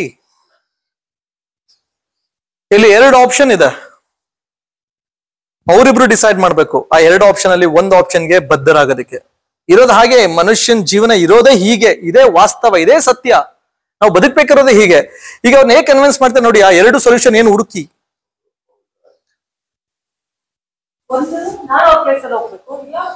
ಅವ್ರು ಬರಕ್ ರೆಡಿ ಇಲ್ಲ, ನೀವು ಬರಕ್ ರೆಡಿ ಇಲ್ಲ, ಸಿಚುವೇಶನ್ ಹೀಗಿದೆ. How you will handle? ಇದೇ ತರ ನಿಮ್ ಮಗುನುವೆ, ಇದೇ ತರ ನಿಮ್ಮ ಅಪ್ಪ ಅಮ್ಮ, ಇದೇ ತರ ನಿಮ್ಮ ಅಣ್ಣ ತಮ್ಮ, ಇದೇ ತರ ನಿಮ್ ಫ್ರೆಂಡ್ಸ್. ಕೊನೆಗೆ ನಾನು ಅವಳಿಗೆ ಎಷ್ಟೆಲ್ಲಾ ಮಾಡಿದೀನಿ, ನನಗೆ ಈಗ ಅನ್ಬಿಟ್ಲಲ್ಲ, ಹೋಯ್ತಲ್ಲಿಗೆ ಸಂಬಂಧ. ಏನ್ ಮಾಡ್ತೀರಿ? ಹೇಗೆ ಉಳಿಸ್ಕೋತೀರ ಸಂಬಂಧನ? ಈಗ ನಿಮಗ್ ಬೇಕಿರೋದು ಕೇವಲ ಒಂದು ಮಾತಾ, ಯಾವ್ದೋ ಒಂದು ವಿಚಾರನ ಅಥವಾ ವ್ಯಕ್ತಿನ, ಇವಾಗ ಹೇಗೆ ಅದನ್ನ ನಿರ್ಧರಿಸ್ತೀರಿ?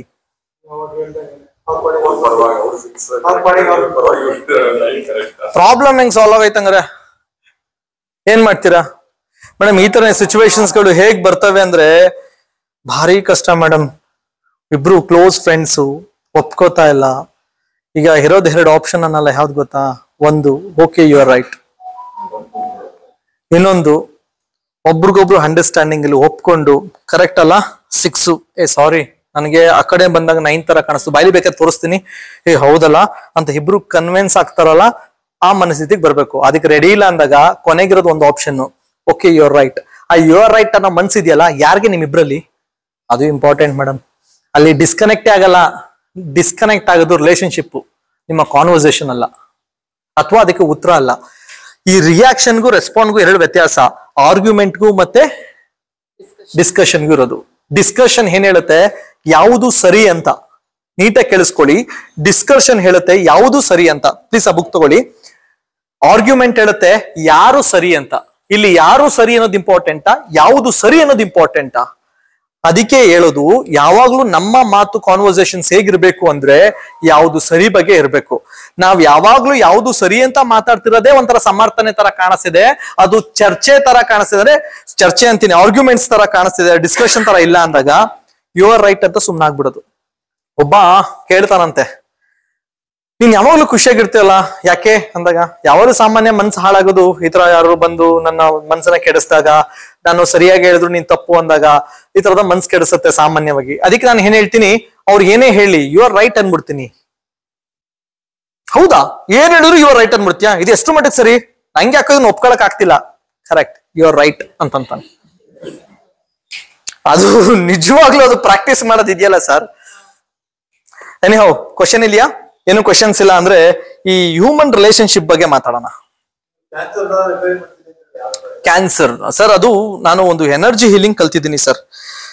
ನಾನು ನನ್ನ ತಾಯಿಗೆ ಸರ್ವೈಕಲ್ ಕ್ಯಾನ್ಸರ್, ಸರ್ವೆಕ್ಸ್ ಅದ ಕ್ಯಾನ್ಸರ್ ಇದ್ದಾಗ ಎಲ್ಲಾ ಡಾಕ್ಟರ್ಗಳಿಗೆ ತೋರಿಸಿ ಕೊನೆಗೆ JS ಹಾಸ್ಪಿಟಲ್ ಇಂದ ಡಿಸ್ಚಾರ್ಜ್ ಮಾಡಿ ಮನೆ ಕರ್ಕೊಂಡು ಹೋದೆ.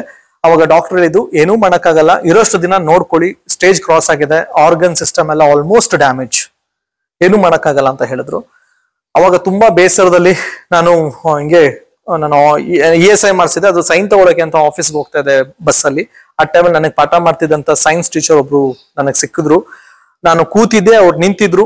ನಾನು ಅವ್ರನ್ನ ಬನ್ನಿ ಕೂತ್ಕೊಳ್ಳಿ ಅಂತ ಹೇಳಿ, ನನ್ ಗುರುಗಳಲ್ವಾ, ನಾನು ಕೂರಿಸ್ಬಿಟ್ಟು ನಾನು ನಿಂತ್ಕೊಂಡೆ. ಆಮೇಲೆ ನನ್ ಗುರುಗಳ ನನ್ನ ಮುಖ ನೋಡ್ಬಿಟ್ಟು, ಯಾಕೆ ಹಿಂಗಿದ್ಯಾ, ಹೆಂಗೋ ಆಗ್ಬಿಟ್ಟಿದ್ಯಲ್ಲ, ಏನಾಯ್ತು ಅಂದಾಗ ನಾನು ವಿಷಯ ಹೇಳಿದೆ, ನಮ್ಮ ಅಮ್ಮಗೆ ಹಿಂಗಾಗಿದೆ, ಯಾಕೋ ತುಂಬಾ ಹಿಂಸೆ ಆಗ್ತಿದೆ ಜೀವನ ಅಂದಾಗ ನಮ್ಮ ಮನೆಗೆ ಬಾ ಅಂದ್ರು. ಹೋದೆ ಅವ್ರ ಮನೆಗೆ. ಹೋದಾಗ ನನ್ಗೆ ಹೇಳ್ಕೊಟ್ಟಿದ್ದ ವಿದ್ಯೆ ಯೋಗ ಪ್ರಾಣ ವಿದ್ಯೆ ಅಂತ, ಪ್ರಾಣಿಕ್ ಹೀಲಿಂಗ್, ಅದು ಎನರ್ಜಿ ಹೀಲಿಂಗ್. ಆ ಎನರ್ಜಿ ಹೀಲಿಂಗ್ ನ ಕಲ್ತ್ಕೊಂಡೆ. ಬೇಸಿಕಲಿ ನಾನು ತಪಸ್ಸಿನ ಹಾಗೆ ಎವ್ರಿ 2 hours ನಮ್ಮ ಅಮ್ಮಗೆ ಹೀಲಿಂಗ್ ಮಾಡಕ್ ಸ್ಟಾರ್ಟ್ ಮಾಡಿದೆ. ಆಫ್ಟರ್ 3 months ಅವರಲ್ಲಿ ರಿಕವರಿ ರೇಟ್ ಜಾಸ್ತಿ ಕಾಣಿಸ್ತು. ಆದ್ರೆ ನಂಗೆ ಒಪ್ಕೊಳಕ್ ಆಗ್ತಿಲ್ಲ. ಡಾಕ್ಟರ್ ಹೇಳ್ಬಿಟ್ಟವ್ರೆ 3 months ಸತ್ತೋಯ್ತಾರೆ ಅಂತ. ನಮ್ಮ ಅಮ್ಮ ನೋಡಿದ್ರೆ ಇಷ್ಟು ಒಳ್ಳೆ ಎದ್ದು ಕೂತ್ಕೊಂಡು ಕೆಲಸ ಮಾಡಕ್ ಶುರು ಮಾಡ್ತವ್ರೆ. ಬೆಡ್ ರಿಡನ್ ಆಗಿದ್ ನಮ್ಮಮ್ಮ. ಅದು ನಂಗೆ ಸ್ವಲ್ಪ ಒಂದ್ ಕಡೆ ಖುಷಿ, ಇನ್ನೊಂದ್ ಕಡೆ ಭಯ. ಆಮೇಲೆ ನಮ್ ಗುರುಗಳು ಹೇಳಿದ್ರು, ಧೈರ್ಯವಾಗಿ ಹೋಗಿ ಹಾಸ್ಪಿಟಲ್ ಚೆಕ್ ಮಾಡಿಸು, ಇದು 3 ತಿಂಗಳಾಗಿದೆ, ಒಂದು ಬಯೋಪ್ಸಿ ಮಾಡಿಸು ಅಂತ ಹೇಳಿದಾಗ ಅಮ್ಮನ್ ಕರ್ಕೊಂಡೋಗಿ ದೇವ್ರನ್ನೆಲ್ಲ ಬೇಡ್ಕೊಂಡೆ. ಆಮೇಲೆ ರಿಪೋರ್ಟ್ ಬಂತು ಆಫ್ಟರ್ 6 to 7 days. ಬಯೋಪ್ಸಿ ಬರಕ್ಕೆ ತುಂಬಾ ಟೈಮ್ ತಗೊಳುತ್ತೆ. ಅದು ಬಂದಾಗ ಗೊತ್ತಾಯ್ತು ವಿಚಾರ, there is no evidence for carcinoma ಅಂತ ರಿಪೋರ್ಟ್ ಬಂತು. ಅಂದ್ರೆ ಅಮ್ಮಂಗೆ ಕ್ಯಾನ್ಸರ್ ಇಲ್ಲ ಅಂತ. ನನಗೆ ಎಷ್ಟು ಖುಷಿ ಆಯ್ತು ಅಂದ್ರೆ ಅಂದ್ರೆ ನನಗೆ ಇವೆಲ್ಲ ಒಂದು ಮೋಟಿವೇಶನ್, ನನ್ನ ಸೈಕಾಲಜಿನೇ ತಗೋಬೇಕು ಅಂತ. ಇವೆಲ್ಲ ನಮ್ಮಲ್ಲಿರೋ ಎನರ್ಜಿ ಇದೆಲ್ಲೂ ಇಲ್ಲ ಸರ್, ನಮ್ಮೊಳಗೆ ಇದೆ. ನನ್ನ ಆರೋಗ್ಯನ, ಕ್ಯಾನ್ಸರ್ ಅಂತ ಕಾಯಿಲೆಗಳನ್ನು ಓಡಿಸೋದೇ ತಾಕತ್ತು ನಮ್ಮ ಒಳಗನೆ ಇದೆ. ಕ್ಯಾನ್ಸರ್ ಅಂದ್ರೆ ಸಾಯಿಸೋ ಅಂತ ಶಕ್ತಿ ತುಂಬಿರೋ ರೋಗನ್ನೇ ಸರಿ ಮಾಡ್ಕೋಬಹುದು ಅಂದ್ರೆ ನಮ್ಮ ಮನ್ಸಲ್ಲಿ ಸಣ್ಣ ಪುಟ್ಟ ನೋವು ದುಃಖಗಳನ್ನ ಸರಿ ಮಾಡಕ್ಕಾಗಲ್ವಾ? ಅವತ್ತು ನಾನು ಡಿಸೈಡ್ ಮಾಡಿದೆ ನಾನು ಏನಾದ್ರು ಮಾಡ್ಬೇಕು ಅಂತ. ಆಮೇಲೆ ಇನ್ನೊಂದು ಏನಿತ್ತು, ನಾನು ಯಾರೋ ಒಬ್ರು ಬಂದ್ರು, 20 ವರ್ಷದಿಂದ ಮಂಡಿ ನೋವು ಕಣಪ್ಪ, ನಂಗೆಲ್ಲ ಆಯ್ತಾ ಇಲ್ಲ, ಹಿಂಗ್ ಹೇಳ್ಕೊ ಬಂದ್ರು, ಕೂರಿಸ್ದೆ. ಅವ್ರಿಗೆ ಮಾಮೂಲಿ ನಂದು ಏನಿದೆ ಎನರ್ಜಿ ಹೀಲಿಂಗ್ ಮಾಡಿದೆ, ಕೌನ್ಸಿಲಿಂಗ್ ಮಾಡಿದೆ, ಥೆರಪಿ ಮಾಡಿದೆ. ಅವ್ರಿಗೆ ಹೇಳಿದೆ ಒಂದೇ ಒಂದು ನೀವು ಮಾಡ್ಬೇಕಾಗಿರೋದು ಕ್ಷಮಿಸೋ ಗುಣನ ಅಭ್ಯಾಸ ಮಾಡಿ ಅಂತ. ಯಾಕೆಂದ್ರೆ ತುಂಬಾ ಯಾರಿಗೋ ಶಾಪ ಹಾಕೋದು ಅಥವಾ ನನಗೆ ಹಿಂಗ್ ಮೋಸ ಮಾಡ್ಬಿಟ್ಟ ಅಂತ ಕೊರ್ಗೋದು, ಇವೆಲ್ಲ ಏನಾಗುತ್ತೆ ಜಾಯಿಂಟ್ಸ್ ಅಲ್ಲಿ ಹೋಗಿ ಕೂತ್ಕೊಳ್ಳುತ್ತೆ. ನೀವು ಯಾವ ಡಾಕ್ಟರ್ ತೋರ್ಸಿದ್ರು ಈ ಜಾಯಿಂಟ್ಸ್ ಅಲ್ಲಿ ಏನಿಲ್ಲ, ಎಲ್ಲ ಸರಿಯಾಗಿದೆಯಲ್ಲ ಅಂತಾರೆ, ಬಟ್ ನೋವಿರುತ್ತೆ. ಯಾಕೆ? ನೀವು ಕ್ಷಮಿಸೋದನ್ನ ಕಲ್ತ್ಕೊಳ್ಳಿ, ಕಣ್ಣು ಮುಚ್ಕೊಳ್ಳಿ. ಇದುವರೆಗೂ ನಾನು ಗೊತ್ತೋ ಗೊತ್ತಿಲ್ದೇನೋ ಯಾರಿಗೆಲ್ಲ ನೋವು ಮಾಡಿದ್ರೆ ದಯವಿಟ್ಟು ಕ್ಷಮಿಸ್ಬಿಟ್ರಪ್ಪ ನನಗೆ ಯಾರು ನೋವು ಮಾಡಿದ್ರೆ ನಿಮ್ನೆಲ್ಲ ಕ್ಷಮಿಸಿದೀನಿ ಅಂತ ಪ್ರೀತಿಯಿಂದ ಕೂತ್ಕೊಂಡು ಕಣ್ಣು ಮುಚ್ಕೊಂಡು 5 ನಿಮಿಷ ಮಾಡಿ. See the changes. Sir, sugar BP ಸರ್ವ ಕಾಯಿಲೆಗೂ ಈ ಕ್ಷಮಾ ಸಾಧನ ಇದೆಯಲ್ಲ ಸರ್, ಇಸ್ ವೆರಿ ಪವರ್ಫುಲ್. ಮೊದಲನೇದು. ಇನ್ನೊಂದು, ಈಗ ಎಲ್ಲಿ ಸರ್ ಮುಕುಂದ್ ಸರ್ ಇದಲ್ಲ, ಅವ್ರಿಗೆ ಮಾತಾಡಿ ನನ್ನ ಸ್ಪೀಚ್ ಅಥವಾ ನನ್ನ ಪ್ರೋಗ್ರಾಮ್ ಕ್ಲಾಸಸ್ ಸಹ ನಂಗೆ 1.5 ಗಂಟೆ 2 ಗಂಟೆ ಮಾತಾಡಕ್ ಫಸ್ಟ್ ಆಫ್ ಆಲ್ ಬರಲ್ಲ ಸರ್. ನಂದು ಏನಿದ್ರು 1 ದಿನ 2 ದಿನ ಕ್ಲಾಸ್, ಬೆಳಗ್ಗೆಯಿಂದ ಸಂಜೆ ಸುಮ್ನೆ ಕೊಟ್ಬಿಟ್ಟು ನನ್ನ ಮಾತಾಡೋದು ನಿಲ್ಲಿಸ್ಬಿಡ್ಬೇಕು. ನೋಡಪ್ಪ, ಅವಾಗ ನಿಮ್ಗೆ ಎಲ್ಲಾ ಪ್ರಶ್ನೆಗಳಿಗೂ ಒಂದೊಂದೇ ವಿತ್ ಎಕ್ಸಾಂಪಲ್ ಪ್ರಾಕ್ಟಿಕಲ್ ಕೊಟ್ಕೊಂಡ್ ಬರ್ತೀನಿ. ಅಲ್ಲೇ ಪ್ರಾಕ್ಟಿಕಲ್ ಅಲ್ಲಿ ಮಾಡಿಸ್ತೀನಿ, ಅಲ್ಲೇ ರಿಸಲ್ಟ್ ನೋಡ್ಬೋದು. ಎಲ್ಲದಕ್ಕೂ ಕಿಡ್ನಿ ಫೇಲ್ಯೂರ್ಗೂ ಅಷ್ಟೇ ಮೇಡಮ್, ಎಲ್ಲದಕ್ಕೂ ಚಿಕಿತ್ಸೆ ಇದೆ.